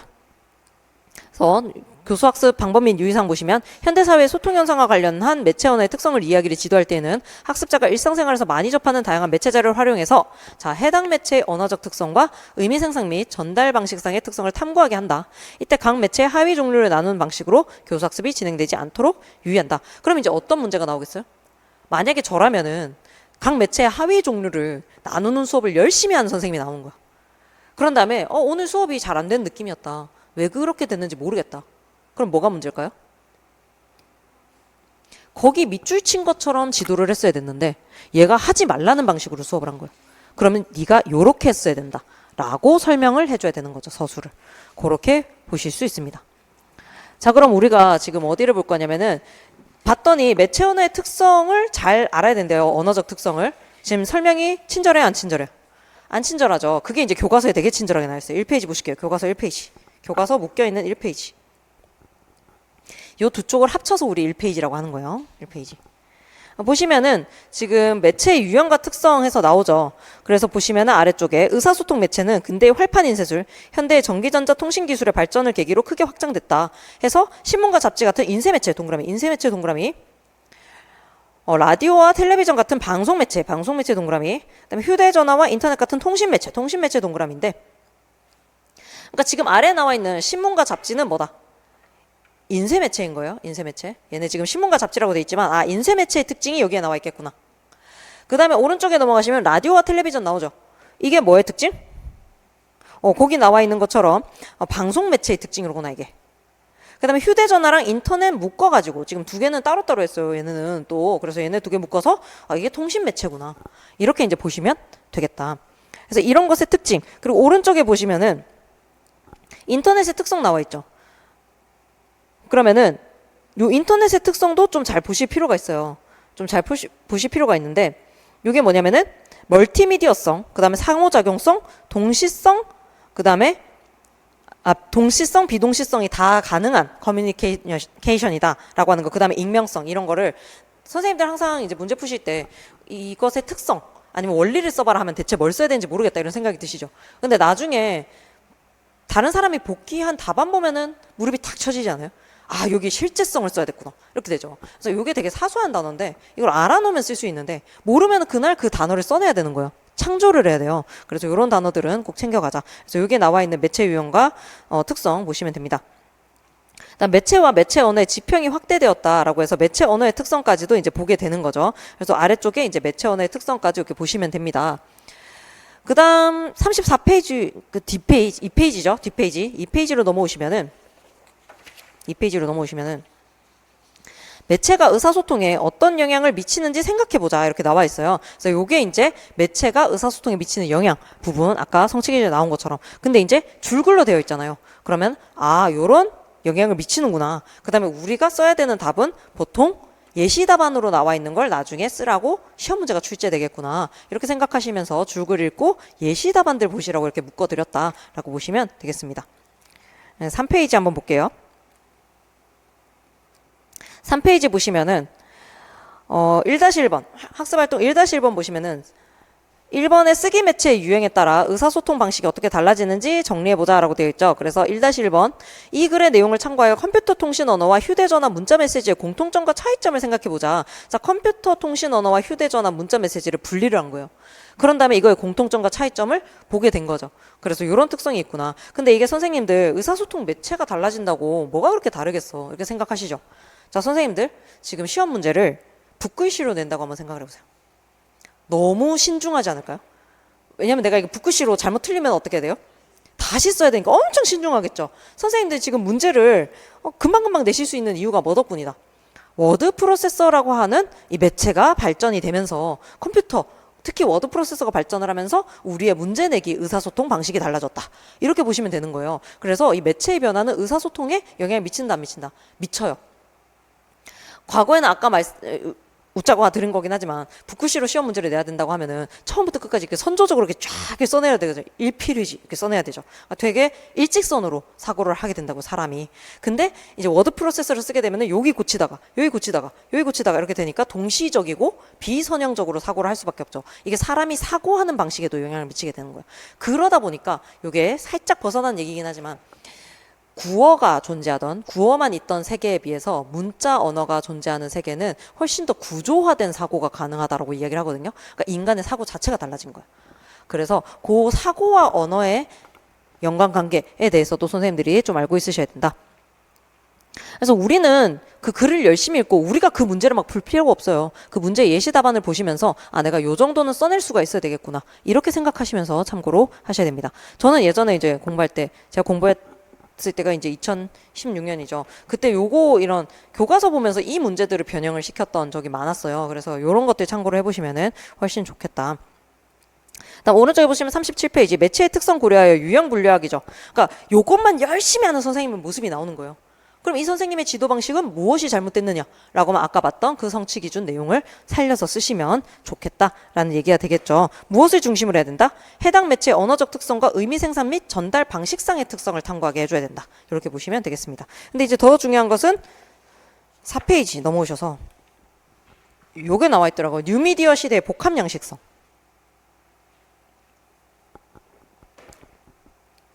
그래서 여기 나와 있는 내용은 대부분 선생님이 좀 알아두시고 예를 들어서 뉴미디어의 특성 해서 1번, 2번 이렇게 정리되어 있죠. 그럼 특성도 알아둬야 되고 그다음에 뉴미디어의 발달에 따라서 사회가 어떻게 변화되었는지 하는 것들도 좀 서술하실 수 있어야 되고 그래서 이 4페이지에 나온 내용은 선생님이 그냥 이제 예전에는 논술형이 있었지만 그런 논술형 문제 이제는 안 나오잖아요. 근데 만약에 그런 식으로 출제가 된다 하더라도 이만큼 글은 써낼 수 있어야 되겠다. 이런 생각으로 좀 여러 번 이렇게 읽어보시면서 한번 보시면 될 것 같습니다. 복합 양식성이 조금 출제 확률이 높죠. 근데 지금 뉴미디어란 무엇인가에 대해서 좀 같이 이해를 하시면서 보시면 좋겠습니다.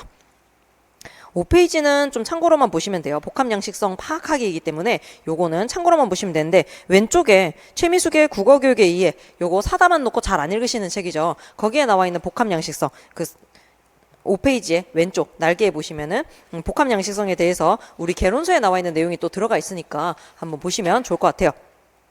자, 6페이지에는 뉴미디어의 특성 나와 있는데 요거 뉴미디어가 출제가 될 건가 하는 거는 좀 의문이지만 누가 이제 들어가는지에 따라서 또 다를 것 같아요. 그래서 요거랑 그다음에 좀 잘 보셔야 되는 것은 6페이지 오른쪽 아래 디지털 수사법 나와 있는데 오히려 저는 요게 중요하다라고 생각을 해요. 왜냐면은 심미적 표현이 성취 기준에 들어가거든요. 그랬을 때 디지털에서는 어떻게 표현을 하는가라고 하는 게 요게 좀 참고가 되겠다 싶어서 요게 조금 더 중요하지 않나라는 생각을 합니다.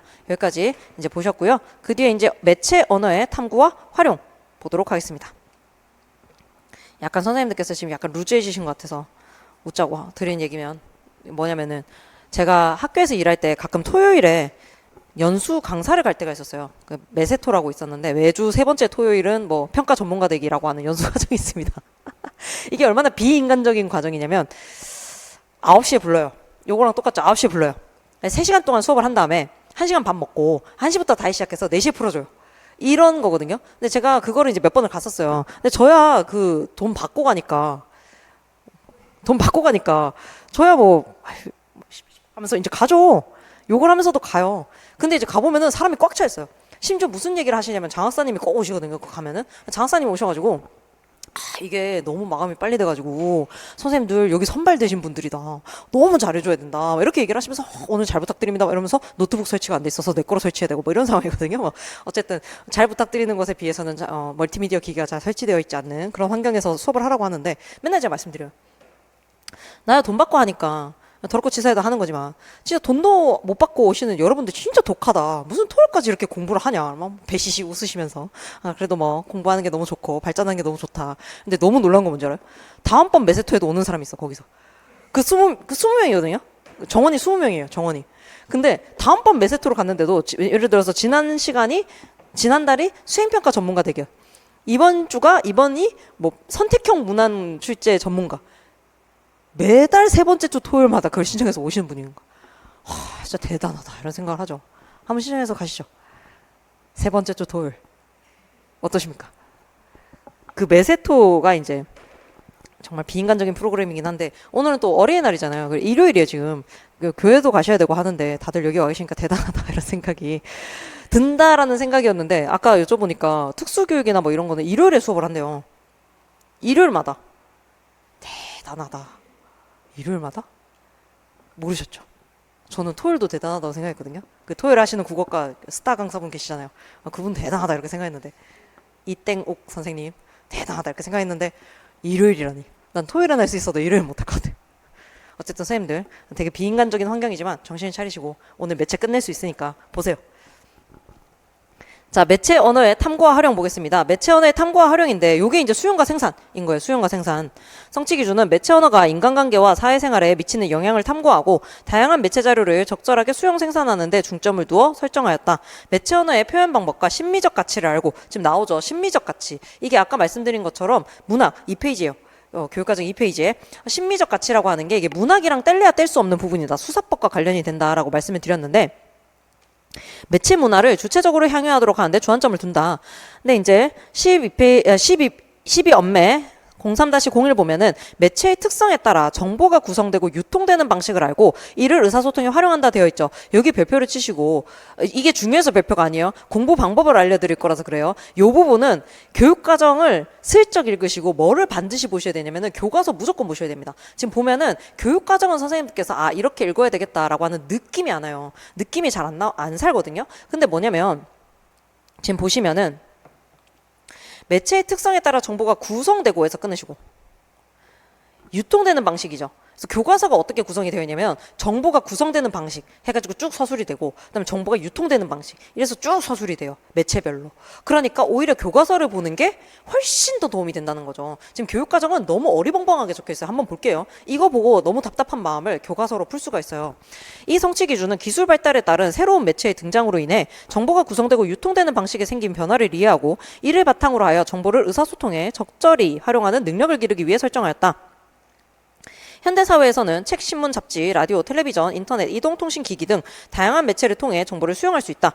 각각의 매체는 정보를 제시하는 언어의 측면, 정보의 양과 질, 정보 제공의 속도와 보존 방법, 정보 제공자 범위의 폐쇄성과 개방성 등에서 차이가 있다. 제가 이거 왜 표시해 놓냐면 저는 인고 공부할 때 요거를 다 외웠었어요. 이거를 다 외웠는데 그 이유가 예를 들어서 어떤 자료를 주면서 이 매체는 어떤 차원에서 차이가 있는지를 설명해 봐라 라고 하면 저는 이 표현을 갖다 써야겠다라고 생각을 한 거예요.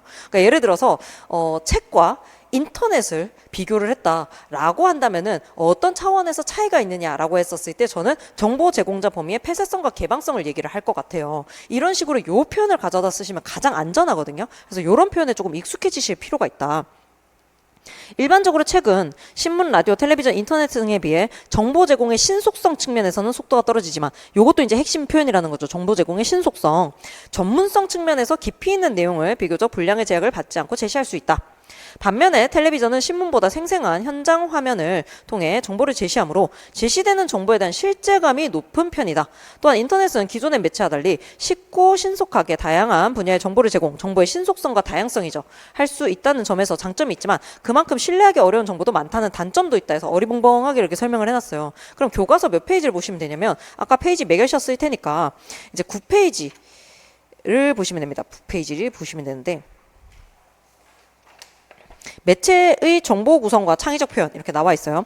그럼 매체의 정보 구성 이게 여기 정보가 구성되고 유통되는 방식 요거랑 이제 관련된 부분이고 창의적 표현 부분이 뭐냐면은 나중에 보실 심미적 가치 부분이랑 관련이 되어 있다라고 보시면 될 것 같아요. 그래서 다시 넘어가서 10페이지를 보시면은 요게 이제 9페이지에서 10페이지에 관련이 되어 있는 부분이에요. 그래서 보시면은 9페이지에서 13페이지 그리고 17에서 19페이지랑 관련이 되어 있는데 매체의 정보 구성과 유통 나와 있죠. 그래서 아래 보시면은 매체에 따른 정보 구성 방식 보이시죠? 보시면은 매체에 따른 정보 구성 방식은 정보의 양과 질, 정보의 배치 및 제시 방식 등을 기준으로 살펴볼 수 있다. 정보의 배치 아까 제가 뭐라고 했냐면 레이아웃이라고 이야기를 했어요. 그래서 이런 게 차이가 난다. 우선 정보의 양과 질 측면을 살펴보자. 책은 다른 매체에 비해 분량의 제약이 적기 때문에 전문적인 내용을 깊이 있게 다룰 수 있다. 신문 기사는 주로 시의성 있는 주제를 다루는데 책과 같이 전문적인 내용을 충분히 다루지는 못하지만 현상 그 자체뿐 아니라 해당 현상이 야기한 사회적 문제를 함께 다루는 경향이 있다라고 나와 있죠. 자, 그러면 이렇게 출제가 된다면 어떨까요? 자, 그 문단에서 우선 정보의 양과 질, 거기를 기억으로, 정보의 양과 질을 기억으로 비워버리는 거예요. 비워버린 다음에 책은 다른 매체에 비해 전문적인 내용을 깊이 있게 다룰 수 있는 반면, 그죠? 분량에는 제한이 있다. 이런 식으로 문장을 살짝 바꿔버리는 그대로 갖다 쓰면 또 저작권의 문제가 될 수 있으니까. 그죠? 그 다음에 이제 그 뒤에 거도 거의 그대로 쓰는 거예요. 그런 다음에 기억에 적절한 표현을 갖다 쓰시오. 이러면 선생님들 못 쓰시겠어요? 당연히 쓸 수 있어요. 그죠? 그러니까 선생님들께서 이거 교육과정 열심히 안 보시는 거예요. 교과서랑. 왜? 본인이 다 쓸 수가 있으니까. 근데 이게 1 더하기 1은 2 이렇게 바로 나오는 사람과 1 더하기 1 한 다음에 이게 증명 과정을 거쳐가지고 2를 내는 사람과 그 속도가 같지가 않다는 거예요. 선생님들 여기 국교론에서는 속도를 무조건 빼셔야 돼요. 속도를 무조건 빼셔가지고 어디다 쓰셔야 돼요? 문학에서 쓰셔야 돼요. 그러니까 지금 선생님들께서 전략을 조금 잘못 잡고 있으신 게 국교론이랑 문법에서 속도를 겁나 뺀 다음에 문학에서 그걸 다 갖다 써야 되거든요. 근데 선생님들께서는 문학에 시간 많이 갖다 써. 국교도 겁나 갖다 써. 문법에도 겁나 갖다 써. 그러니까 마지막 한 두세 문제 날려. 이러니까 지금 점수가 안 나오는 걸 수 있어요. 그러니까 여기서 속도를 빼셔야 돼요. 그러니까 평소에 보실 때 키워드를 어디를 잡아야 되겠다. 이러면서 이제 공부를 하셔야 되는 거죠. 자, 라디오는 일상생활과 관련된 정보를 비롯하여 교통 상황, 날씨, 시사 등 다양한 정보를 다룬다. 텔레비전은 이렇게 줄줄줄 나와 있죠. 다음으로 정보의 배치 및 제시 방식. 여기는 비우면 선생님들이 제대로 못 쓰실 수도 있어요. 여기는. 왜냐면 이런 표현이 안 나와요, 그날은. 그럼 이제 본인이 창의적인 어휘를 쓰실 거잖아요. 그런 다음에 이제 우리가 어디서 또 토론을 하기 시작해요? 참사랑과 북소년에서 토론을 막 하잖아요. 내 거 맞게 해달라. 막 이런 식으로. 아무리 말해봤자 소용이 없어요. 이 표현을 써야 되는 거죠. 책은 앞부분에 제시된 목차에 따라 정보가 장, 절 등으로 나뉘어 배치되는 것이 일반적이다. 이에 비해 신문은 일면의 다양한 분야의 주요 내용들을 종합적으로 배치하고 표제와 전문을 통해 전반적 내용을 파악할 수 있도록 되어 있다. 그 다음에 맨 마지막 문단 보시면 휴대전화의 경우 음성통화, 영상통화, 문자메시지 전송, 인터넷 검색은 물론 신문, 라디오, 텔레비전으로 전달되는 정보까지도 확인할 수 있다. 제시 방식이죠. 휴대전화는 이처럼 여러 매체의 기능을 통합적으로 구현하고 있어 사용하는 기능에 따라 정보의 양이나 질, 제시 방식이 다 달라질 수 있다. 이렇게 나와 있죠. 그러니까 그 부분을 기입형으로 비우면 어떨 것이냐 라는 생각을 해야 되는 거죠. 그다음 매체에 따른 정보 유통 방식입니다. 매체를 통한 정보의 유통은 정보 제공의 속도, 방식, 개방성 정도 등을 기준으로 살펴볼 수 있다. 그러니까 보세요. 교육 과정에서는 1번, 2번, 3번, 4번이 그냥 딱 이렇게 묶여 있죠. 뭉뚱그려서. 근데 지금 교과서에서는 이거를 분리해서 보여주는 거예요. 그러니까 훨씬 더 딱 짜임새 있게 볼 수가 있는 거예요. 그러니까 교과서로 공부를 하셔야 된다. 그렇죠? 위쪽에 보시면 개념 정리해가지고 좀 더 잘 나와 있어요. 정리돼서 그거를 참고로 하시면 되겠죠. 자, 그러면 이제 다시 11페이지 넘어가 주시면 정보소통의 방향성도 나와 있죠. 그래서 이런 것들 개방성 정도 말고 이제 방향성은 또 위에서 언급이 안 됐었어요. 그래서 방향성 정도도 보셔야 됩니다. 그런 다음에 이제 학습활동도 참고로 보시면 좋겠죠. 왜냐면 이 학습활동을 변형해서 선생님들 연습해 보시는 게 좋아요. 나중에 변형 방식 보여드릴 거고요. 그래서 매체 간 정보의 구성과 유통 방식을 비교를 한번 해보시고 13페이지 뒤로 12페이지 이렇게 오시면은 텔레비전도 이렇게 보시면 되죠. 그래서 표로 하나로 이렇게 정리가 되어 있는 거 보실 수 있을 겁니다. 보이시죠? 그다음에 이제 13페이지 정보 매체 활용하여 정보 구성하기. 이거는 참고로 보시면 돼요. 그다음 어디를 또 한 번 더 보실 거냐면은 17페이지 한번 볼게요. 17페이지. 요건 다른 교과서의 교과 부분이에요. 다른 교과서에서는 정보의 구성과 유통 방식을 어떻게 제시를 하고 있느냐. 그랬을 때 활동으로 제시를 해버린 거예요. 그래서 아날로그 매체와 디지털 매체의 정보 구성과 유통. 이게 사실은 선생님들 문제에 나올 확률이 가장 높은 거죠. 아날로그와 디지털을 아예 대조를 하는. 그래서 이런 식으로 어떻게 정보를 구성하고 유통을 할 거냐라고 하는 거 이렇게 나와 있습니다. 그래서 요 밑에 부분, 오른쪽 아랫부분 보시면은 각 매체 자료의 특징 및 효과 이렇게 같이 나와 있죠. 그다음 뒷페이지 가보시면은 핵심 정보를 구성하는 방식, 정보 구성 방식. 그 다음에 그 아래 정보 유통 방식. 이렇게 학습활동에 답이 나와 있는 걸 잘 보셔야 돼요. 학습활동에 나와 있는 답을 좀 잘 보셔야 된다. 거기 보시면은 아날로그 매체랑 디지털 매체의 정보가 유통되는 방식의 차이를 뭐를 기준으로 비교를 해봐야 되느냐. 정보 제공의 속도, 정보의 보존 방법, 정보 제공자의 범위. 교육과정에 나와 있는 거 똑같죠. 그 다음 오른쪽에 보시면 활동 2. 신문 매체와 방송 매체의 정보 구성과 유통. 저는 요거 두 개 중에 이렇게 하나가 좀 출제 확률이 높지 않나 싶거든요. 아날로그 매체랑 디지털 매체를 비교를 하든 아니면 신문 매체와 방송 매체를 비교를 하든 요게 지금 확률상으로 높아요. 근데 앞쪽에 나와 있는 게 이론이 좀 친절하게 정리가 돼 있죠. 그래서 앞쪽에서는 좀 친절하게 정리되어 있는 이론을 보시고 여기서는 학습활동, 변형 문제에 만들 학습활동을 좀 참고로 해야 되겠다. 요렇게 보시면 좋지 않을까 싶습니다. 이해가 되실까요? 그거를 이제 보시면은 되겠고요. 우리 이제 다시 가보도록 할게요. 어디로 갈 거냐면 교육과정 가보도록 할게요. 교육과정 이제 12엄매 03-02 다양한 관점과 가치를 고려하여 매체 자료를 수용한다 나와 있는데 07에서 참고할 만한 거 보도록 하겠습니다. 다양한 관점과 가치를 고려하여 매체 자료를 수용한다 되어 있는데 이 내용은 매체 자료의 의미가 관점에 따라 다르게 읽힐 수 있음을 이해하고 다양한 관점과 가치를 고려하여 매체 자료를 수용하도록 하기 위해 설정하였다. 예를 들어 텔레비전 드라마를 소설이나 영화처럼 예술적 작품성을 중시하여 평가할 수도 있지만 텔레비전이라는 매체가 지니는 사회적 영향력과 규범성을 강조하여 평가할 수도 있다. 한편 텔레비전 드라마는 단지 현실 세계를 그대로 반영한다는 관점에서 수용할 수도 있지만 현실을 새롭게 만들어가는 역할을 한다는 관점에서 수용할 수도 있다. 그러니까 수용을 하더라도 관점을 달리할 수가 있다. 또한 텔레비전 드라마는 특정한 작가의 감수성과 심미적 경향을 중심으로 하여 수용할 수도 있고 멜로드라마나 역사 드라마와 같은 장르의 관점에서 수용할 수도 있으며 등장인물이나 사건 흥미 요소 등 서사의 관점에서 수용할 수도 있다. 이처럼 다양한 관점과 가치를 고려하여 매체 자료를 수용하도록 지도하는 것이 중요하다. 그러니까 1호에서는 다양한 관점과 가치를 고려해서 매체 자료를 수용한다만 띡 나와 있는데 07에서는 이게 세분화되어 있기 때문에 이렇게 보시면 돼요. 근데 선생님들 여기 들으신 건 완전 따봉이죠. 요것만 이제 보면 되는 거죠. 다 정리해놨으니까.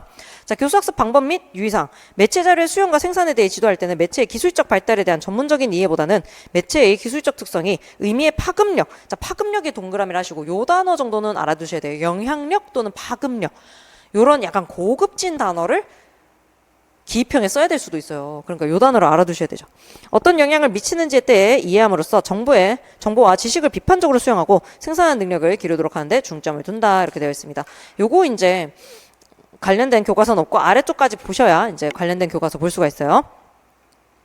12엄매 03-03인데 목적 수용자 매체의 특성을 고려하여 다양한 매체 자료를 생산한다 되어 있는데 선생님들 교육과정 읽으실 때 이렇게 읽으셔야 돼요. 제가 네모로 표시해놨죠. 지금 위에 아예 성취 기준에서는 목적, 수용자, 매체의 특성 이렇게 쉼표로만 구분을 해놨죠. 근데 아래 해설을 읽어보시면 항상 이렇게 네모로 표시를 해놓고 읽으시는 게 훨씬 맞는 경우가 많아요. 그래서 이런 식으로 읽으셔야 됩니다. 읽으실 때. 자, 이 성취 기준은 수용자에 대한 생산자의 인식과 관계, 소통의 목적, 매체의 특성 등 소통의 맥락을 전체적으로 고려하여 매체 자료를 생산하는 능력을 기르기 위해 설정하였다. 매체 자료를 생산할 때에는 정보 전달과 설득, 심미적 정서 표현, 사회적 상호작용 등 소통하려는 목적 나왔죠. 고려하여 적절한 방법을 사용해야 한다. 또한 수용자의 연령과 성은 어떠한가, 수용자는 다수인가 소수인가, 전달하려는 내용에 대한 배경 지식은 어느 정도인가, 그들의 관심사는 무엇인가 등도 고려해야 된다. 나아가 전달하고자 하는 매체의 언어의 특성과 파급력을 고려할 수 있어야 된다. 지금 파급력이라는 단어가 계속 나오죠. 그랬을 때 선생님들 지금 교과서 자료 7페이지에서 8페이지 보도록 할게요. 7페이지, 8페이지. 요거 금방 봐요. 10페이지, 8페이지. 보시면은 7, 8페이지. 자, 활동이 나와 있습니다. 7페이지 왼쪽 페이지 보시면은 뭐를 고려해서 매체 자료 생산하기? 목적이죠. 성취 기준에서는 이 목적에 대체 뭐가 있는지가 나와 있지 않았었습니다. 그런데 거기 표 보시면은 구체화되어 있죠. 요거를 참고를 하시면 돼요. 그다음 오른쪽 페이지 보면은 수용자를 고려해서 매체 자료 생산하기의 과정을 보여주고 있죠. 요거는 교육과정에서 그래도 좀 세분화되었던 내용 그대로 들어가 있고 뒷페이지 가보시면은 매체 특성을 고려하여 매체 자료 생산하기 나와 있죠. 그런데 매체 특성 부분도 지금 좀 자세히 되어 있지 않았었는데 아래쪽에 좀 구체화되어 있는 게 보이시죠. 그래서 요거 같이 보시면 됩니다. 그 다음에 오른쪽 페이지는 제가 왜 넣어놨냐면은 자, 이럴 때 저작권 침해 보이세요?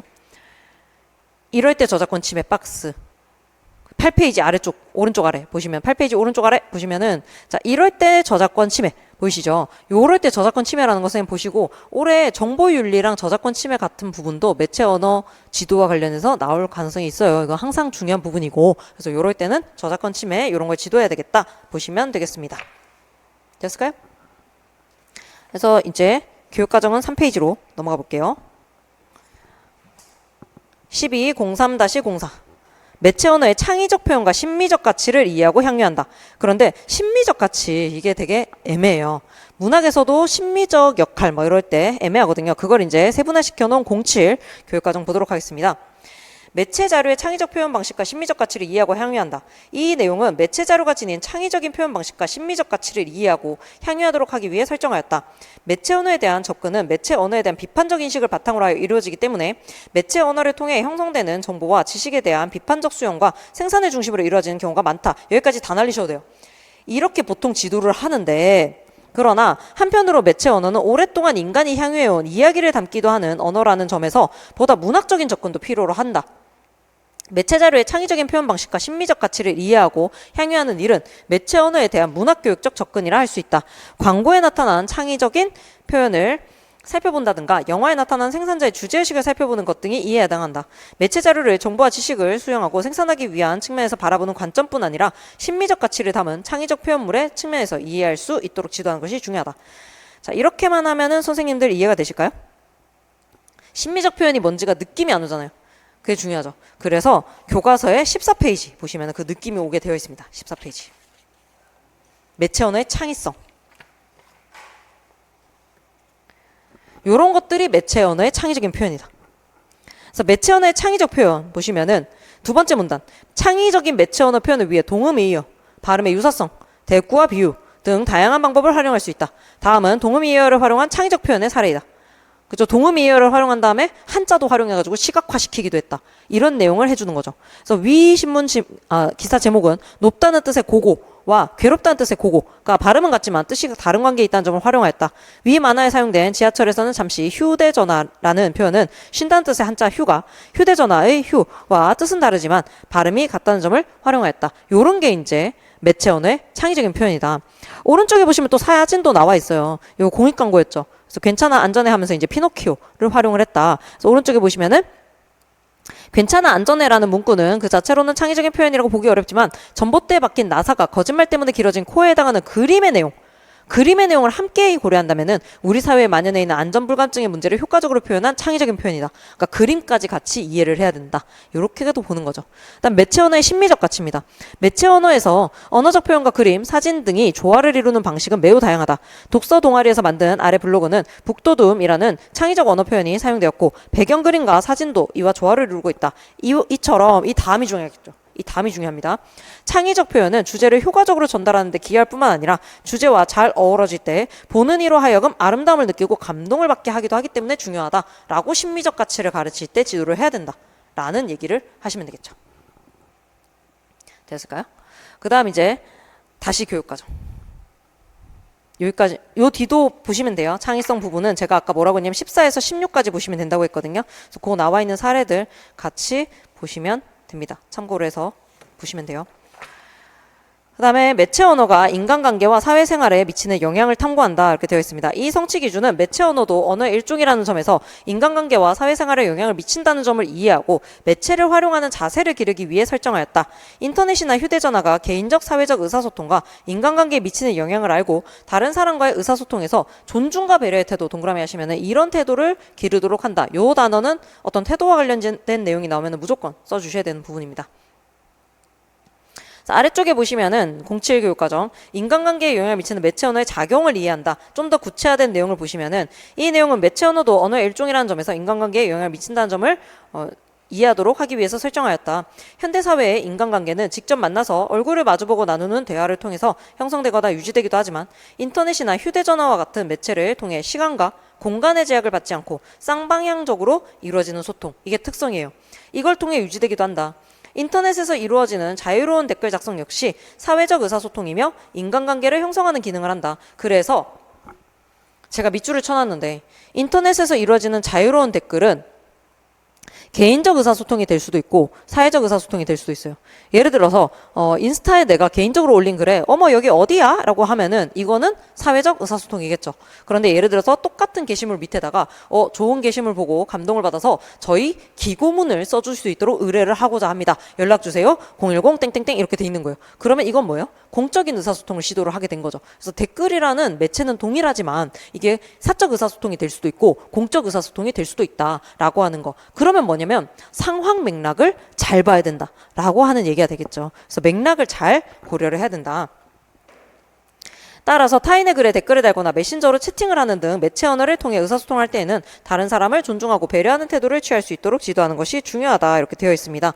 자, 그럼 여기는 교과서를 같이 안 보고 페이지 수만 일단 알려드릴게요. 35에서 40페이지입니다. 왜 페이지만 알려드리려고 하냐면은 이건 우리가 좀 상상할 수 있는 내용이잖아요. 그래서 페이지 알려드릴 테니까 따로 보시면 돼요.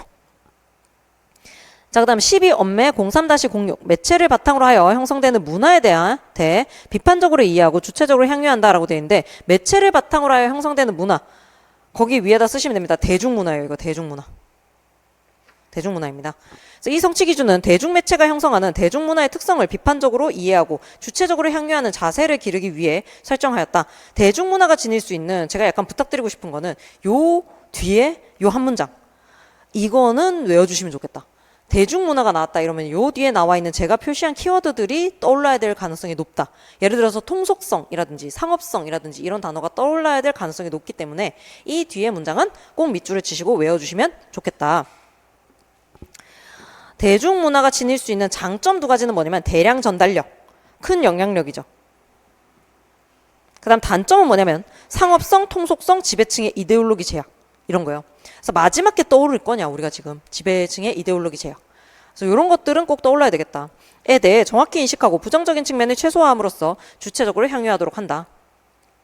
그다음 아래쪽에 보시면은 07에서 2번 대중문화가 수용자의 정체성 형성에 미치는 영향을 이해한다 라고 되어 있죠. 3번 대중문화가 형성하는 세계화 현실을 주체적으로 이해한다. 그래서 이게 영향도 이해를 해야 되고 주체적으로 받아들이기도 해야 된다. 이런 내용이 나와 있습니다. 그래서 한번 보시면 이 내용은 대중문화가 수용자의 정체성 형성과 밀접한 관련이 있음을 이해하도록 하기 위해 설정하였다. 대중문화는 어린이와 청소년들의 여가와 또래 문화의 큰 비중을 차지하면서 일상생활에서 친구들과 나누는 대화나 사회적 관계 등에 큰 영향을 미친다라고 나와 있습니다. 이게 나중에도 되게 중요하게 나와요. 그래서 나중에 이론으로 제가 한번 화면으로 정리를 해드릴 거거든요. 그래서 그때 한번 더 자세히 볼게요. 그 다음에 대중문화가 형성하는 3번에 세계와 현실을 주체적으로 이해한다 보시면은 이 내용은 대중문화가 현실을 구성하는 방식에 대해 비판적 관점으로 수용하기 위해 설정하였다. 상업성입니다. 대중문화는 대중매체의 이윤 추구 목적에 의해 상업적 의도로 만들어진 상품의 특성을 지닐 수 있다. 그다음 통속성입니다. 이에 따라 현실에 대해 진지하게 탐구하기보다는 대중에게 쉽게 다가갈 수 있는 전형적인 인물이나 통속적인 줄거리에 의존하는 경우가 많다. 텔레비전 드라마가 자주 다루어 이루어질 수 없는 사랑 이야기나 출생의 비밀, 신데렐라 이야기와 같은 내용은 이와 관련된다. 그 다음 지배층의 이데올로기 제약이에요.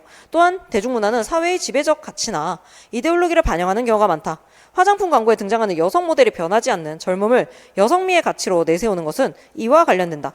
모든 대중문화가 이처럼 부정적인 측면을 지닌 것은 아니나 대중문화가 지닐 수 있는 통속적인 특성이나 사회적 지배가치의 재생산, 기능 등에 대해 이해하고 대중문화가 구성하는 현실에 대해 비판적으로 수용하도록 지도하는 것이 중요하다. 자, 그러면 만약에 제가 연습 문제를 냈는데 여성이 나오는 화장품 광고인 거예요. 그러면은 뭐를 쓰셔야 되겠어요? 통속성이라고 쓰면 맞을까요? 틀릴까요?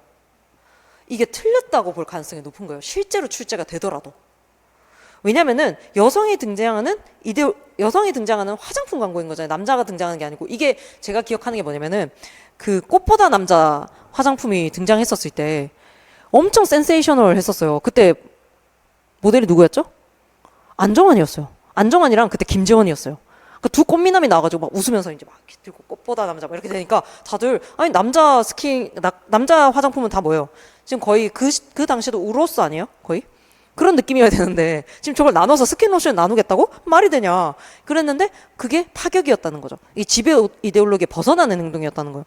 근데 통속성이라고 하는 것은 무엇이냐? 거기 나와 있잖아요. 전형적인 인물이나 통속적인 줄거리가 나와야 되는 거예요. 그러니까 이거는 신데렐라 이야기가 나오면은 통속적인 부분 또는 이제 요거 신데렐라 이야기가 나왔을 땐 애매해요. 그죠? 신데렐라 이야기가 나왔을 땐 좀 애매한 거죠. 무슨 의미인지 아시겠어요? 통속성으로 써도 되고 지배 이데올로기 얘기를 써도 되는 거예요. 이게 왔다 갔다 할 수도 있는데 조금 구분지어서 고민을 미묘한 부분에 해야 될 수도 있다라는 생각을 하셨으면 좋겠다라는 겁니다. 이해되셨을까요? 그 다음 이제 뒤로 가보시면은 4페이지 꿈과 희망을 가지세요. 이제 태도예요. 태도만 보시면은 1호는 끝나요. 자, 1호 끝나고 시기해드린다고 했거든요. 자, 태도. 언어와 매체에 대한 태도. 이거는 현대사회에서 음성 및 문자 언어와 매체 언어가 지니는 가치를 이해하고 이들 언어와 매체가 형성하는 문화의 발전에 참여하는데 중점을 두어서 설정하였다. 자신의 국어 사용과 매체 언어 사용에 대해 성찰하고 문제점이 있을 때 개선하는 태도를 기르는데 주안점을 둔다. 저는 여기가 출제가 될 수 있다고 생각을 해요. 학생들한테 좀 지도를 해봐라 라고 하는 내용 출제가 될 수 있지 않냐. 1, 2 엄매 04-02 그래서 자신의 매체 언어 생활에 대해 성찰하고 문제점을 개선하려는 태도를 지닌다. 그래서 매체 언어 생활에 대해 성찰하고 문제점을 개선하려는 태도를 지도할 때에는 맥락과 목적에 적합한 매체 언어를 사용하려는 태도를 기르는데 중점을 둔다 되어 있는데 맥락 동그라미 하시고 목적 동그라미 하시고 마찬가지로 언어이기 때문에 맥락과 목적을 강조해 줘야 된다. 그 다음에 04-03 현대사회에서 언어와 매체 언어의 가치를 이해하고 언어 문화와 매체 문화의 발전에 참여하는 태도를 지닌다. 이렇게 되어 있는데 아래에 좋은 내용 나와 있습니다. 그런데 매체 언어와 인간관계에서 2번에 매체 아래쪽에 07 계정인데 매체 언어 활동에서 매체 언어에 대한 태도가 중요함을 안다. 나와 있죠. 이게 좀 자세해져 있어요. 자세히 나와 있어요. 그래서 위에 보시면은 위에 1호를 보시면은 두 번째 문장 현대사회의 문제로 부각되는 언어 규범 및 윤리 파괴의 문제를 극복하고 라고 되어 있죠. 이게 07에서 구체화되어 있습니다. 그래서 그거를 가지고 오셔야 돼요. 그래서 07 보시면은 이 내용은 매체를 통해 이루어지는 언어 활동에서 매체 언어를 대하는 태도가 중요함을 알도록 하기 위해 설정하였다. 인터넷과 같은 매체의 등장으로 인해 생겨난 언어 문화가 언어 규범의 파괴 나오죠. 그다음에 언어 윤리의 파괴 나와요. 근데 요 성취 기준의 해설에 되게 특이한 게 언어 규범의 파괴 따로 예시 들고 있고 언어 윤리의 파괴 따로 예시 들고 있거든요. 이 두 개가 약간 다른 얘기라는 거예요, 결국은. 그랬을 때 언어 규범의 파괴는 뭐냐? 주로 통신 언어에서 의문 표기나 문법 현상의 파괴, 비속어나 통신 은어의 사용, 이게 언어 규범의 파괴인 거고요. 언어 윤리의 파괴는 무례한 표현, 욕설 표현, 저주 표현, 유혹 표현, 음란 표현, 과장 표현 등을 뜻한다.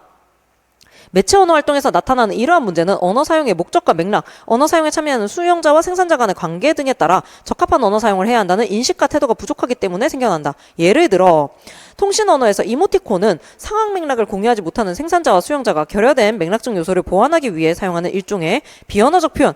이거는 긍정적인 차원이에요.